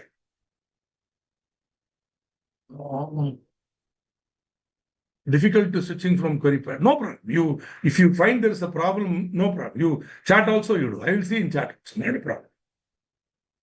Okay. 1 lakh penalty for only penalty spelling. My dear friend, penalty spelling is right there in front of you. Why don't you spell it correctly? In the exam, if you spell it wrongly, the impression will be lost. Lakh also, LAKH, lakh. Okay, please don't mistake me. Try to improve your spelling. 1 lakh penalty is not for 1 year. 1 lakh penalty is for one default. On 31st December, you did not hold. On or before 31st December or 30th September, the company did not hold. That is a default. For that, yeah, only 1 year. First year, default. Second year, another 1 lakh. Third year, another 1 lakh. Okay. Plus, continuing, 5,000 rupees for every day. Okay. Yeah, this is a legal loophole. Enjoy the loopholes. That is why the whole point of tax planning and all, you are becoming chartered accountant is to either create a loophole or know the loophole. So both tax law and intergroup one, so all are reading. Wow, we're all really great. Yeah. Name of the scheme, Vivad Se Vishwas, no? Something like that. In Hindi, they will give Vivad Se Vishwas, like VSVS, something like that. Okay.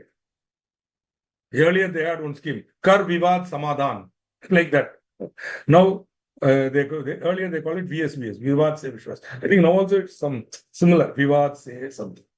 Vivad means dispute. Samadhan means have peace. Okay. Once you know what happened in a chartered accountant, the association meeting, we were having a heated discussion on this Karvivat Samadhan when my good friend Mr. T. Bhanushekhar was the speaker. And I think myself and one other people are literally fighting. So immediately he said Karvivat Samadhan, like that. So don't have a fight, have Samadhan. Anyway, good. So with this, what I'm going to do, I'm going to announce a small break. Because, we started at 6 o'clock. Now it's going to be almost 7:30. So I'm going to call for a small break. Maybe 5 minutes break. Thereafter, we will have a further classes till 8:30. Then we'll close. We will just go aram se, we will cover the session. Inshallah, I would like to complete EGM, everything, and get into meeting, rules of meeting by this session. Hopefully, inshallah, let us. Okay.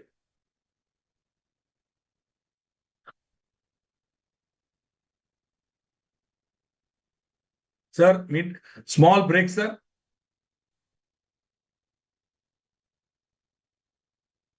G, small break.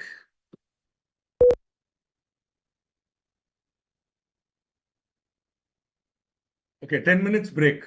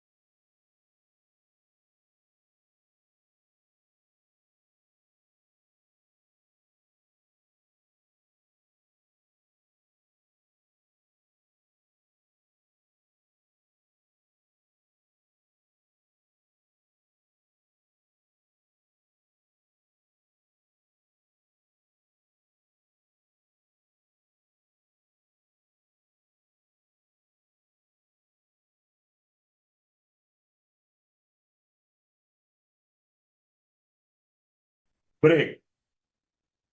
My friend Shruti Kumari has a query which is very interesting. We'll take that up before we move on. I mean, I'm very happy that such queries are raised because only if this is clarified, you will be. Because after all, this is the first time you are being exposed to these sections and this concept. So quite natural. Shruti ji is asking, should the auditor would be default to 2 if AGM is not held? No, never. How the auditor will be? Auditor is not even an officer of the company. Got it? Only officer of the company will be liable. And that too who is in default. So auditor would never be in default. Okay. For any, if the AGM is not held, that is not my problem. Oh, you go to hell. In fact, I will qualify the audit report next year by saying, I will ask you to provide for this penalty. Yeah. For this entire penalty, I will ask you to provide for it. For not holding AGM, there is a penalty. No, the default penalty. I will ask you to make a provision. Or if you don't do it, I will put a qualification in my audit report. So, auditor will never be liable for a default in holding of AGM. None of the, except there is a chapter called auditors. In that chapter, whatever is there, if I have not done, I am liable. There. Okay. Other than that, no. Okay. Good question. I'm not questioning the question, but I'm being very emphatic in my answer. Auditor is different. He is an external auditor. He is not in any way connected. Even internal auditor is not liable. Why should he be? He is not an officer in default. Only CFO will be liable. Okay.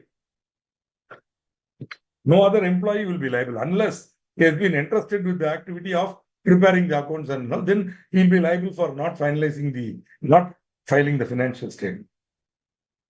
Okay. Beautiful. Nice question. Moving on. So, section 121 talks about a report of the AGM. Okay. So, after every AGM, a summary of that. This is not the minutes. Minutes are different. In addition to this, later on we'll see. You have to maintain minutes of company. Hey, one more thing. I don't know if you are all there or not. So, kindly confirm to me that you are there. Okay. You are all there. Okay. So, I'm continuing with the class. I'm assuming that you are all there. So, okay. See, the problem is this whole thing is covering everything. Somebody is asking company and officer. Yes, both are liable. Both are liable. Okay. Both are liable.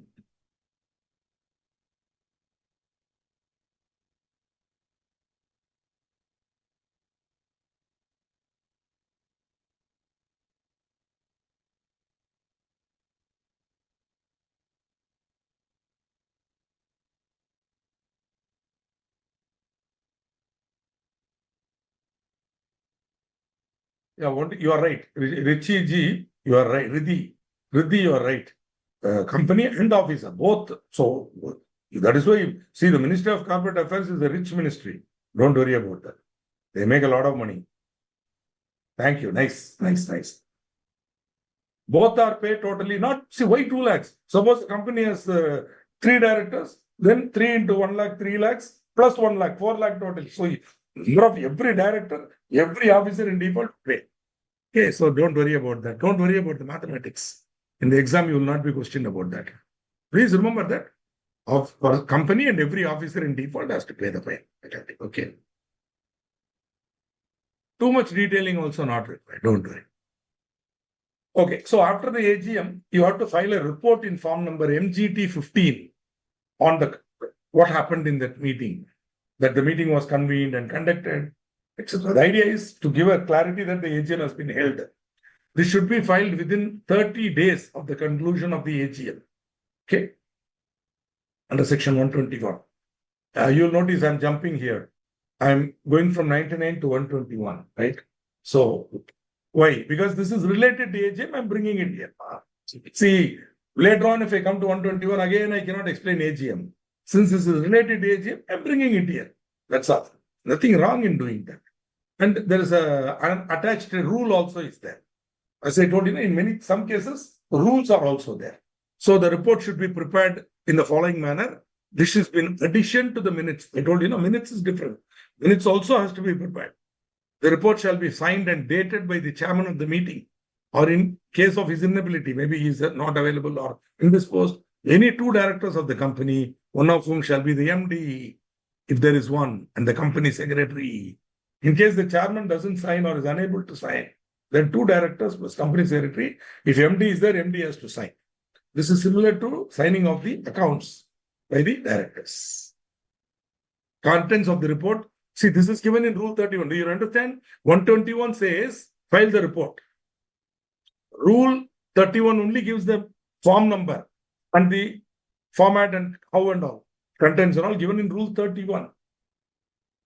The day, date, hour, and venue, confirmation with respect to appointment, number of members who attended, whether the quorum was present. Quorum is the minimum number of persons required to attend, to constitute a valid meeting. Quorum is the minimum number of persons required to constitute a valid meeting. We'll come to that later. In detail, I will teach you. Don't worry. At this stage, you know only this. Quorum is the minimum number of persons required to form that meeting and to conduct it. So whether that quorum was present. Okay. Confirmation with respect to compliance of the act and rules, secretarial standards, etc., etc. Okay. All that is there. See, the Institute of Company Secretaries of India has issued what is known as secretarial standards. Just as we have issued accounting standards, they have issued secretarial standards, prescribing rules on how AGM should be conducted, etc., etc. So those secretarial standards also have to be complied with. Some of them are mandatory, some of them are not mandatory. Be careful. So that is not relevant for us. See, such a depth and all, you don't have to go, yeah. Because after all, that company secretary is there. He will take care of all that. That is why he has studied all that and come. It so happens I'm also a company secretary by qualification. I did ACS also, but I am a practicing chartered. Okay.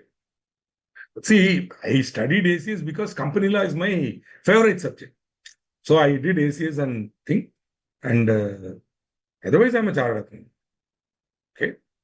Practicing skill. The business transacted at the meeting and the result means whether it was passed or not. Particulars with respect to any adjournment or postponement. See, just the details of the meeting. Nothing great here. Okay. Any other points relevant for inclusion in the report? So, none. Invariably, they'll put none. The report shall contain a fair and correct summary of the proceedings of the meeting. What happened, what, etc., etc. So, of course, you don't have to mention during the course of the meeting, Mr. Donkey shouted at the chairman and pulled his tie. Mr. Monkey sprang on him and pulled his hair. All that need not be written. It's not fair. What happened really, you write. Okay, all this halabulla you need not write. When you come to minutes, I will tell you how minutes should be written. Every section, there is a penalty. There is no section of the Companies Act or no group of sections without a penalty attached to it. The Companies Act is a penal code. Okay, it's a penal code. So in case the report is not filed within 30 days, the officer is not liable. Company is liable to 1 lakh fine, 500 rupees for each day after the first. Because the first day you are charging 1 lakh for default. On the 30th day you have not filed it. Then for the default 1 lakh. See, you should have filed the report when on or before 30th day of AGM. After the AGM itself, you start counting 1, 2, 3, 4, 30th day. Before that, you should have filed. You are not filed. So, penalty. Then next day onwards, okay, you start counting 500. Here they have given a maximum ceiling, 5 lakhs. So they said keep multiplying by 500 till you reach 5 lakhs. For every day you count till you reach 5 lakhs. Beyond 5 lakhs, no. There is a maximum ceiling. Similar ceiling is not there for this penalty. Similar ceiling is not there for this penalty. Okay.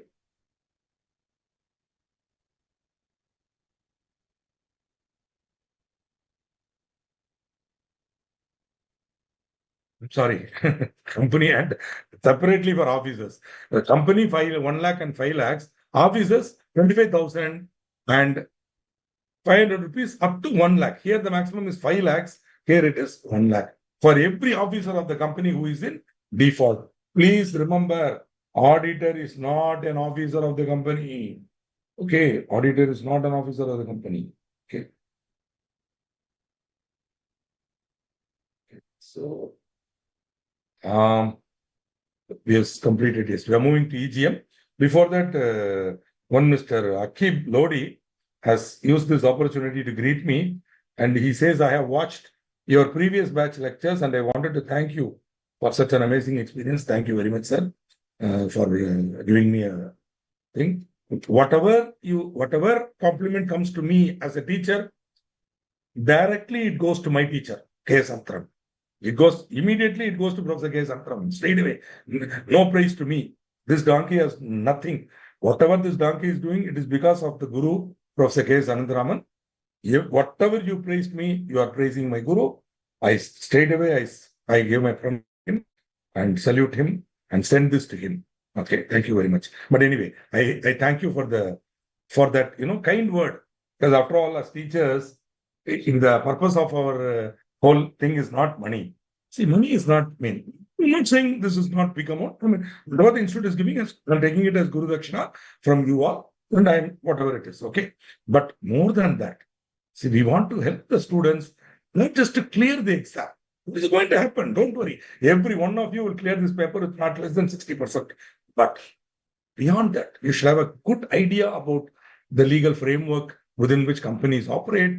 And when you become a company CFO, you should have clarity of law so that you should be able to advise the board when they are confused and headless chicken, they are running around. You should be able to tell them, sir, this is the law. As per the law, this is what we have to do. Okay. By then, the law would have been amended. By then, this law would have mutated. So don't worry. Whatever you study now will become outdated by the time you become CFO, new law. But you have to keep yourself updated and ensure that at that time but the framework will be the same. The content these people will keep chiseling around. Like, for example, I don't know what damage they're going to do to the Income Tax Act. And we are shivering with fear for the new tax code, whatever they're going to do. But finally, let us see. Already the code is out, and I'm sure you're all seeing it. Anyway, you are going to clear the exam before it becomes law. Hopefully do it. Okay. Because the Ministry of Finance or whatever ministry in this country, you give them an opportunity to change the law, they will mangle it. When existing law is good, they don't like it. Make it, do some nonsense to it. That's what they want to do. Anyway. Having said that, the Income Tax Act is a very consistent enactment and you may think it's complicated. It is not complicated. It is clear and detailed. The detailing is where you feel bored with income tax because a taxing statute should be strictly interpreted. Strictly interpreted. So the law has to be very careful. If you want to bring the citizens within the four corners of a taxing statute, you have to be very clear and unambiguous in your words. That is why they are very careful about the wordings of the Income Tax Act.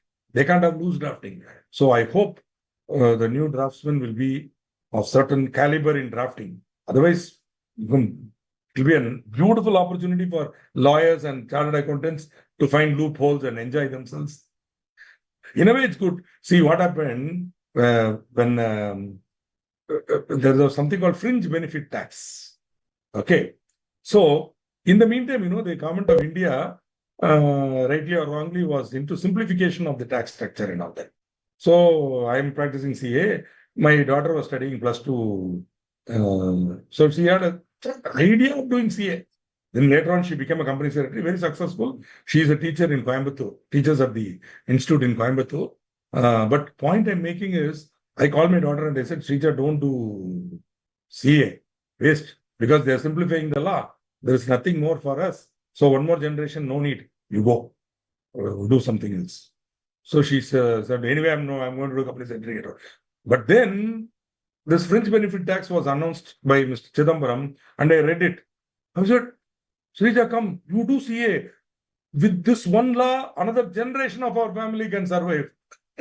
Another generation can survive. So much complication, so much loophole, so much issues are there. We can enjoy advising clients on what to do and charge fees and enjoy. Let us do it. So as this new tax law is being announced, I told my team, another 10 years we can make money with this law. Let them release the law. I'm sure there'll be a lot of disputable issues. I'm sure there'll be a lot of ambiguity. Let us enjoy. Because For us, it's every ambiguity is money. Okay. I mean, sometimes I speak very casually. Don't get angry like that. What I'm telling is fact now. Okay. Now, thank you, Mr. Lodi, for such kind words.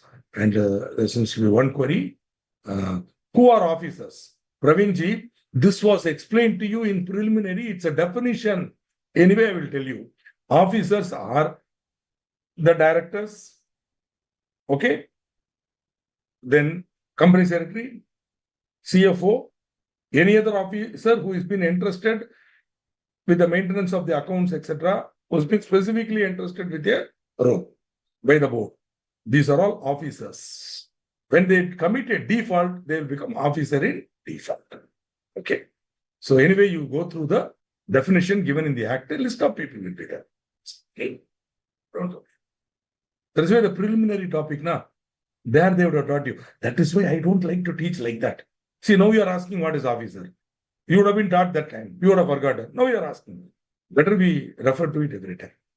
And one more request, all of you, please visit this website. This website, it's called mca.gov.in. Okay, why am I can as well show it to you. I mean, after all, I can show it to you, right? So, sorry.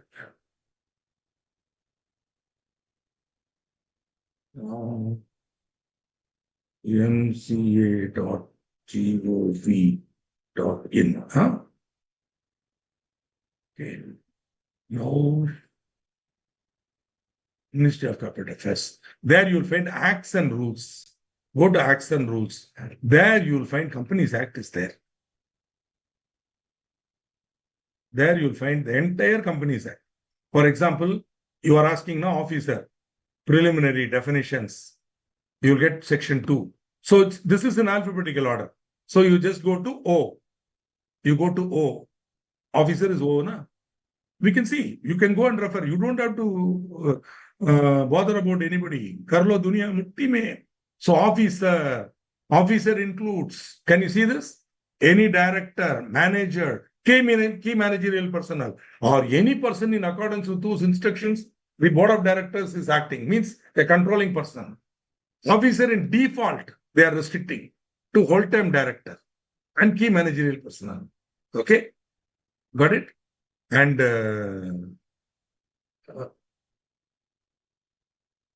okay, so I mean, there's a longer definition, but now you will ask me, sir, where is company secretary? Where is company secretary? You told company secretary, where is company secretary?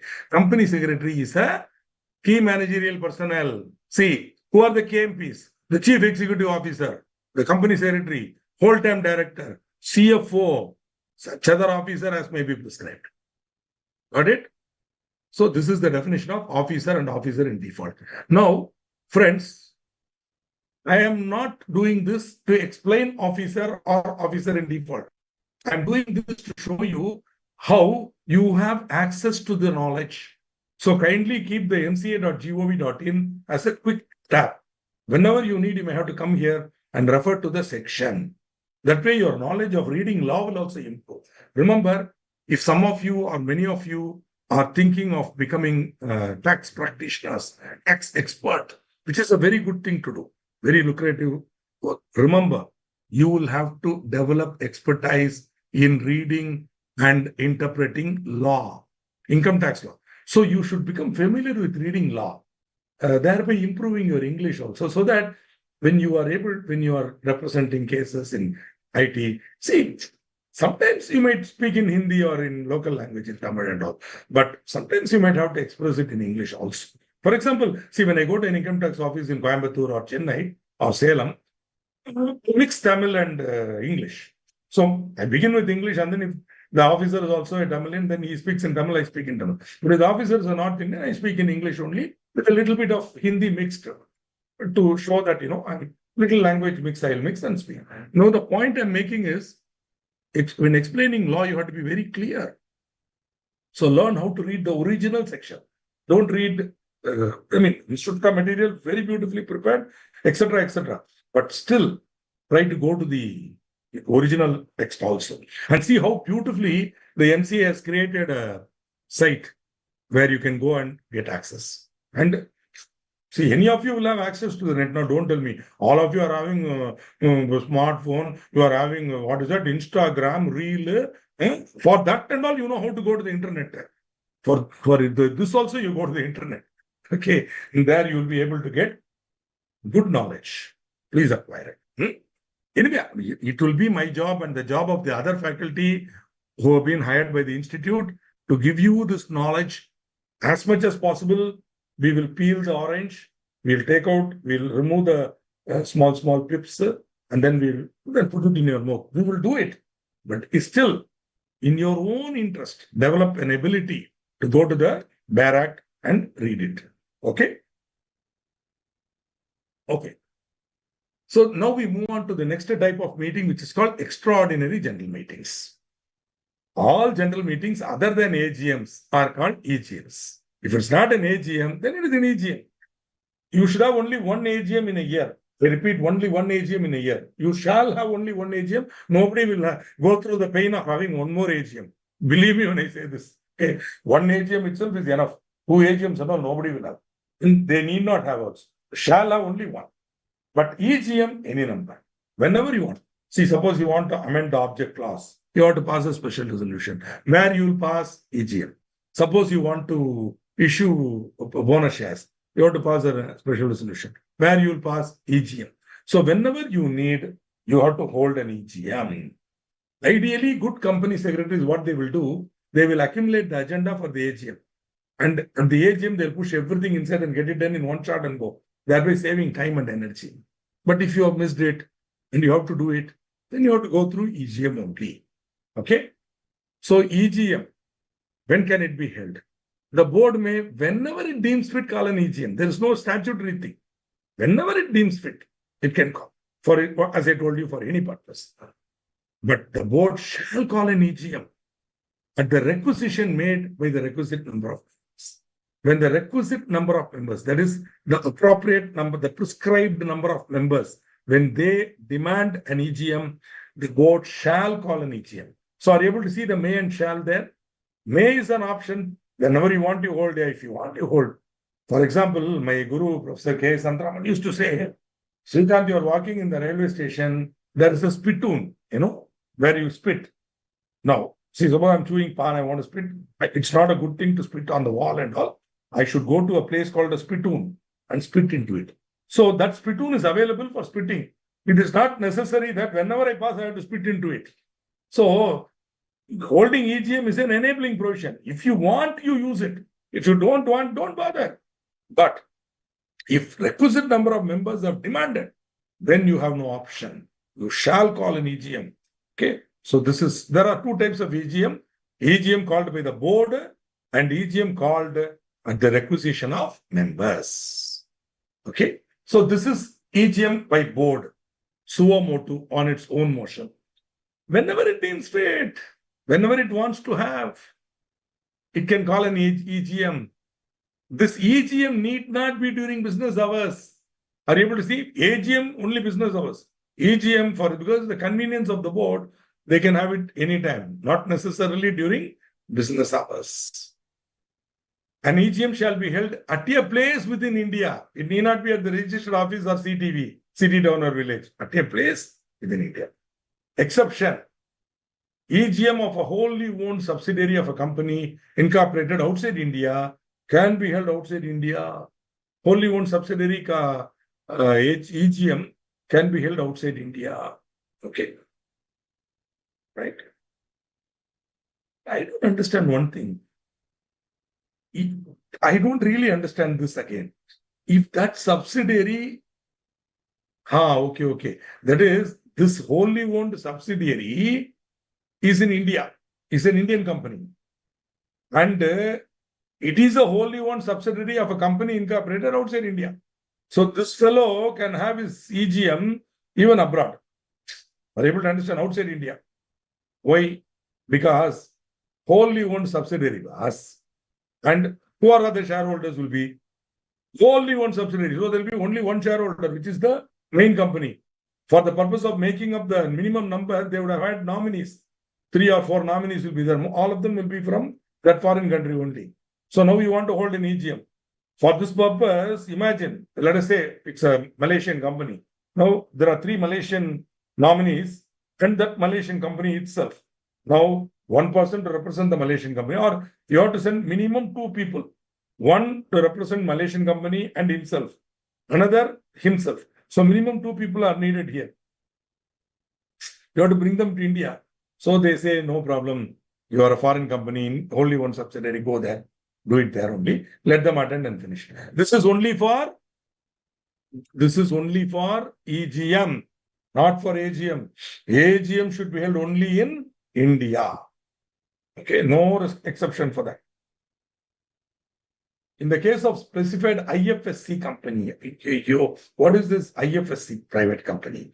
IFSC means International Financial Services Center. International Financial Services Center.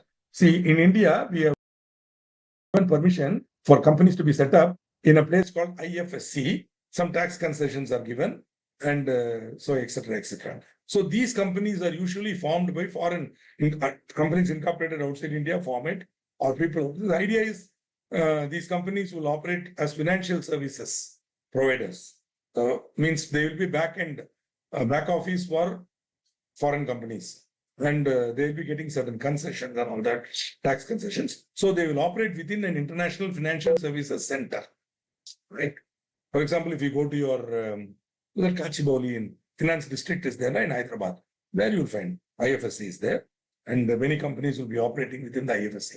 In Gujarat, there is one IFSC. Modi ji has started a fantastic, in Sanand, there is a IFSC, very, very popular, where you can set up and you can operate now. So the board may, subject to the consent of all the shareholders, conduct its extraordinary general meeting at any place within or outside India. So IFSC private companies usually will be having foreign shareholders or foreign companies as shareholders. Therefore, they are also given the freedom to have the EGM with the consent of all the shareholders, to have the EGM anywhere in India or outside India. Okay. So nothing great, but sometimes they might ask you a question with small examples, and just awareness of this provision will be enough. You will get 3 marks straight away. Now we go to EGM by the requisition of members. EGM called by the requisition of members. Okay. So that is, this again, please remember 100, section 100, subsection 1 over. Now 100, subsection 2 to 6, bulk of 100, only EGM and the requisition of members. See, remember, this provision of 100 subsection 2 will be invoked only when there is a fighting. Normal, well-run company will never have 102. Never. Everything is going on well. Board of directors is running correctly. Shareholders are not unhappy. Nothing will happen. But suppose there is a mismanagement. I gave the example now. Some few people are mismanaging. Main bulk shareholders holding 60% are unable to know what's happening. In those cases, they are getting angry and frustrated. They don't know what to do. They want to have a meeting, at least to remove those buggers and appoint themselves as directors, something. So what to do? The companies, the existing management is not holding. So in those cases, if they have the requisite number, then they can call for a EGM. See, 100 subsection 2 is an immediate relief given to the oppressed minority or oppressed majority especially. You call your own EGM, yeah, you appoint yourself like that. So I'll give an example. EGM at the requisition of members. There is a situation where, again, I'll give an example. 4 shareholders are in India, 40% holding. 2 shareholders are in Kuwait, 60% holding. 4 plus 2, 6. Okay. Now, the 2 Kuwaitis, not Kuwaitis, they are again Indian only. gone to Kuwait for employment or big shots there now, they earned huge amount, they are investing. Now, this company is being mismanaged by these guys. And those two gentlemen are having a problem. So what to do? So they can make an application to the central, to the tribunal for, to the company for calling and holding a AGM. So what is the requisite number? Such number of members who hold on the date of receipt of the requisition, not less than 1/10 of such of the paid up share capital of the company, as on that date carries the right of voting. So here, out of 1 lakh shares, for example, 60,000 shares are held by Kuwaitis. 40,000 shares are held by our friends in India. Now, the two Kuwaitis are holding more than 1/10, not less than 1/10. So they can call for a requisition. Suppose 100 shareholders are there. The remaining are 10. Now, total 100 shareholders, out of which 50 fellows are feeling they want a meeting. Minimum how much is needed? Not less than 1/10 of the paid up share capital. So let us say they are holding these people, the total paid up share capital is 10 lakhs. 10 lakhs. Our friends together, these 50 fellows are together holding 90,000 rupees worth of paid up capital. 10 lakh is the paid up share capital. Our friends, all these guys, 50 guys together, 90,000 rupees paid up capital. Can they requisition? No, because what is the total amount? 10 lakhs. The company's paid up share capital is 10 lakhs, right? 1/10 is 1 lakh. So minimum they should have 1 lakh. They are holding only 90,000. They cannot requisition. Are you able to understand? Members holding who hold on the date of receipt of the requisition. This is very, very important. On that date, they have to hold. Subsequently, they might sell, no problem. Okay, not less than 1/10 of the paid up share capital. Company not having a share capital. For example, Section 8 company, which is based on guarantee, no share capital. Then there will be no shares, paid up share capital. Therefore, of the total number of members, not less than 1/10 of the total voting power. Remember, when the company does not have a share capital, one shareholder, one vote. Let us say the company has 100 shareholders. Minimum you need 10 shareholders to make the application. 1/10 of the total voting. Clear? Let me stop here because this is something where students sometimes may raise a doubt. Okay. Mr. Kiran Kumar, I'm so happy that you're asking such a question. If special resolution is voted through electronic voting, still physical AGM to be conducted or not? Now, this is going ahead of the topic. Do you not agree? I'm going to conduct this class for another 3 sessions. Then I will teach what is special resolution. I will teach what is electronic voting. Why don't we postpone this question to that session? Okay, Kiranji, I understand your need to be answered, but Abhinay, give me time. When I'm coming to e-voting, I will remember your question and I will answer. Even if you are not in the session, I will answer. But Aaj, no. Baat, yes. When I'm actually coming to those provisions, we will answer. Of course, I can give you an answer. But if I give you an answer, then everybody will start raising question on unrelated area. Humble request, don't do that. Yes. Okay.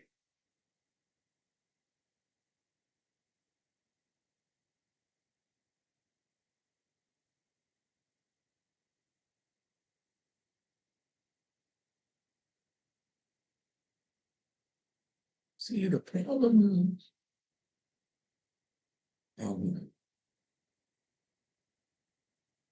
AGM, what is that? AGM should be held each year. Always calendar year. Later on, when you study the General Clauses Act, they will tell you. If it says year, sirf year, without any prefix, then it means calendar year. Are you able to understand? Suppose the section uses the word year, Y-E-A-R, not E-A-R, Y-E-A-R, can't nahi. Okay? Year. Then Saal. Then what happens? You will have always calendar year. If they want financial year, they will tell you financial year. Okay? So here the word year means calendar year.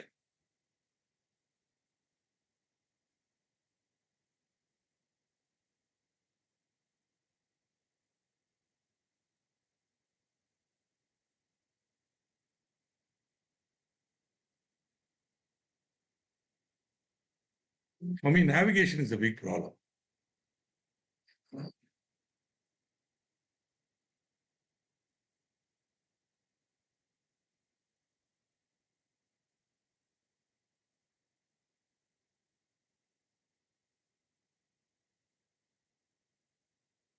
Thank you, Pravinji, for acknowledging the website. So I've answered Kiran.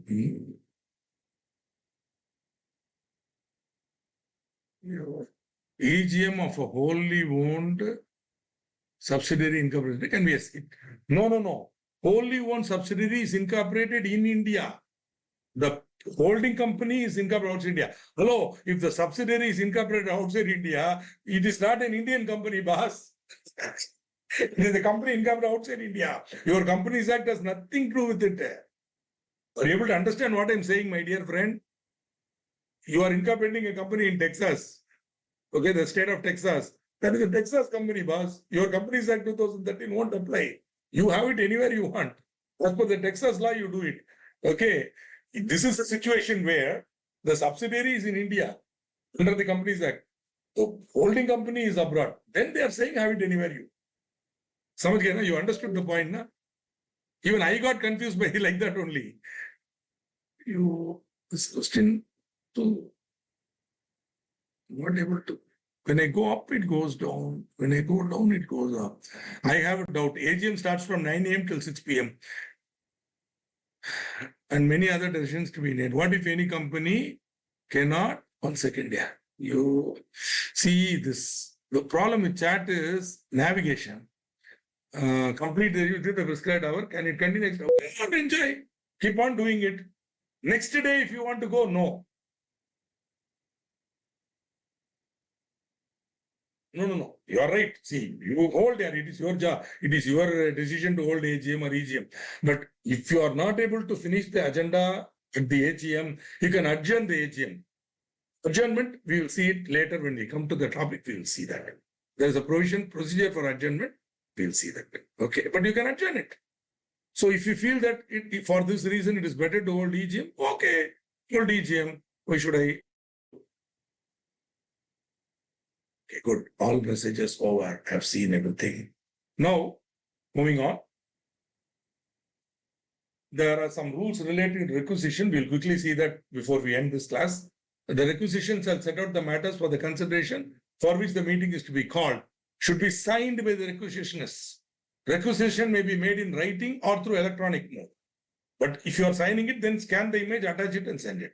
The requisition shall be provided at least 21 clear days proposed. See, the diagram is there. I will show you the diagram. So the requisition should be provided at least 21 clear days prior to the proposed date. So if you want to have the day meeting on a day, you should give the notice at least 21 clear days. Clear days means not including date of receipt or service and the date of the meeting. In between, there should be 21 clear days. Any reasonable expenses incurred by the requisitionist should be given. Okay. Now, this diagram I will show you. It will be easier to understand than words. One diagram can speak thousands of words. So, first of all, you are the requisitionist. You are satisfying the number. So, first thing is you have to deposit that requisition. The company will receive the requisition. That day you should not count. From the next day onwards, you have to count 21 days. So, before, on the expiry of the 21 day, the board should call that meeting and hold it. Okay. But if the board does not hold, the board is having 45 days time to hold it. The board, see, the requisition are saying, we want it on such and such a day. They should give the notice at least 21 clear days before that date. Even if on that day the board is not able to hold it, no problem. The board can hold the meeting within 45 days. So, from the date of deposit of requisition, from the date of receipt of requisition, the board should hold the EGM within 45 days. See, all of this is starting from this place. So, from the date of deposit within 21 days, there should be a clear gap of 21 days. Now, the board should hold the meeting within 45 days. Ideally, the board should call for the meeting within 21 days and hold. So that, see, if you give him 21 clear days notice, only then he can give notice for 21 days and call the board. Within the 21-day period, the board should proceed to call a meeting. If within the 21 days, they don't call and hold it within 45 days. So I deposit the requisition. From that day, 21 days is available to the board to call for a meeting. Again, they have to give 21 days notice for EGM now. So 21 plus another 21, 42 days. So within 45 days, they have to hold the meeting. Board does not hold it. There is a failure by the board. Then the requisitionists themselves may call and hold the meeting within 3 months from the date of receipt of a valid requisition. So all dates are counted from the date of deposit of or receipt of valid requisition. So from that day, within 21 days, the board should call for a meeting. So they should send the notice so as to hold the meeting within 45 days. If the board fails to do it, failure by board, then the requisitionists themselves may call and hold the EGM. They can hold it anywhere. Ideally, they can hold it in the company's or register office. But if the register office is locked, they can hold the meeting at another place, convenient, and pass the resolution. Whatever is done at a validly requisitioned meeting called and conducted by the requisitionists will be valid. That is very, very important. Such meeting called and held by the requisitionists shall be called and held in the same manner in which the meeting is called. Notice should specify the place, etc. Requisitionists should convene the meeting at the registered office or in the same city or town. Village is missing there, where the registered office is situated, and such meeting should be convened on any day except a national holiday, need not be during business hours. They can even have it in the evening. So whatever is done at this requisitionist meeting is valid and binding on the company. Notice shall be signed by all the requisitionists or by requisitionists duly authorized in writing by all other. One single man can also sign, provided he is authorized by everybody, by sending an electronic request attached therewith a scanned copy of the signed requisition. That's what I jumped the gun for Rule 17.4. So if you want to do it by electronic means, first to take a piece of paper, kagas, write out the requisition, get the signature of all of them, scan that, attach it, and send that by email. If the resolution is to be special resolution, then we'll be seeing it later. When I come to special resolution, I'll tell you that the notice should specify that. And also it should contain some additional information. Okay. So you have to clearly specify that. The requisitionists may disclose the reasons for the resolutions which they propose. They may or they may not. They can explain it in the meeting also. Okay. Later on, when you come to, when I teach you special business and ordinary business, I will say that special business requires an explanatory statement. So that explanatory statement is not, see that when the EGM is called by the board, no such explanatory statement is needed for an AGM convened by requisitionists. Later on, when you come to the other related topics of meetings, we will talk about special business, where I will tell you that when a meeting is, EGM is called, or any meeting is called for transacting a special business, the board should give an explanatory statement. This is applicable when the EGM is called by the board. When the EGM is called by the requisitionists, there is no need for having an explanatory statement. See, because of this only, my guru used to first cover rules relating to meetings and then meetings. But in my case, I prefer this. Because if I push EGM and AGM to the end, it will become a little. So these are important topics. So I'm covering it now. Certain words and certain points will be explained in more detail later. The notice should be given to those members whose names appear in the register, the company, within 3 days on which the requisition is deposited with the company, a valid requisition. So you deposit it on a date. From that date, within 3 days, whosoever member's name is there, to them you have to give the notice. In case the meeting is not convened, the requisitions have a right to receive list of members. See, suppose the board is not convening, then they have to give the list of members together with the registered address, etc., the number of shares. the company is bound to give the same, made as on the 21st day from the date of receipt of valid requisition, if any, before the expiry of the 45 days. So they deposit, the board is not holding, then they should give them a list within 45 days, so to enable them to hold it within 3 months. Okay.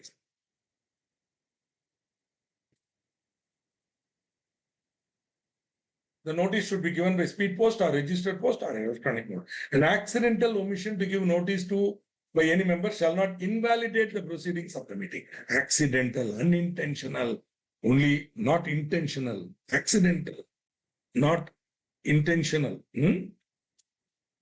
So I have now come to a certain level of, I told you now, I want today's goal was to complete AGM, EGM. So that we, in the next class, we will start on various aspects of meetings. That is my goal for this day. We have completed it. I also understood what is the pace of your, the way in which questions are being asked, etc. So, in case of EGM, no limit. Any number of AGMs can have. So, suo motu, Vedantji, means on its own motion. But when somebody tells me to do, it is called, I'm doing it by their request. But on my own motion, I'm doing it, suo motu. That's what it means now. So the tribunal on its own motion, without anybody making an application, suo motu. Suo motu.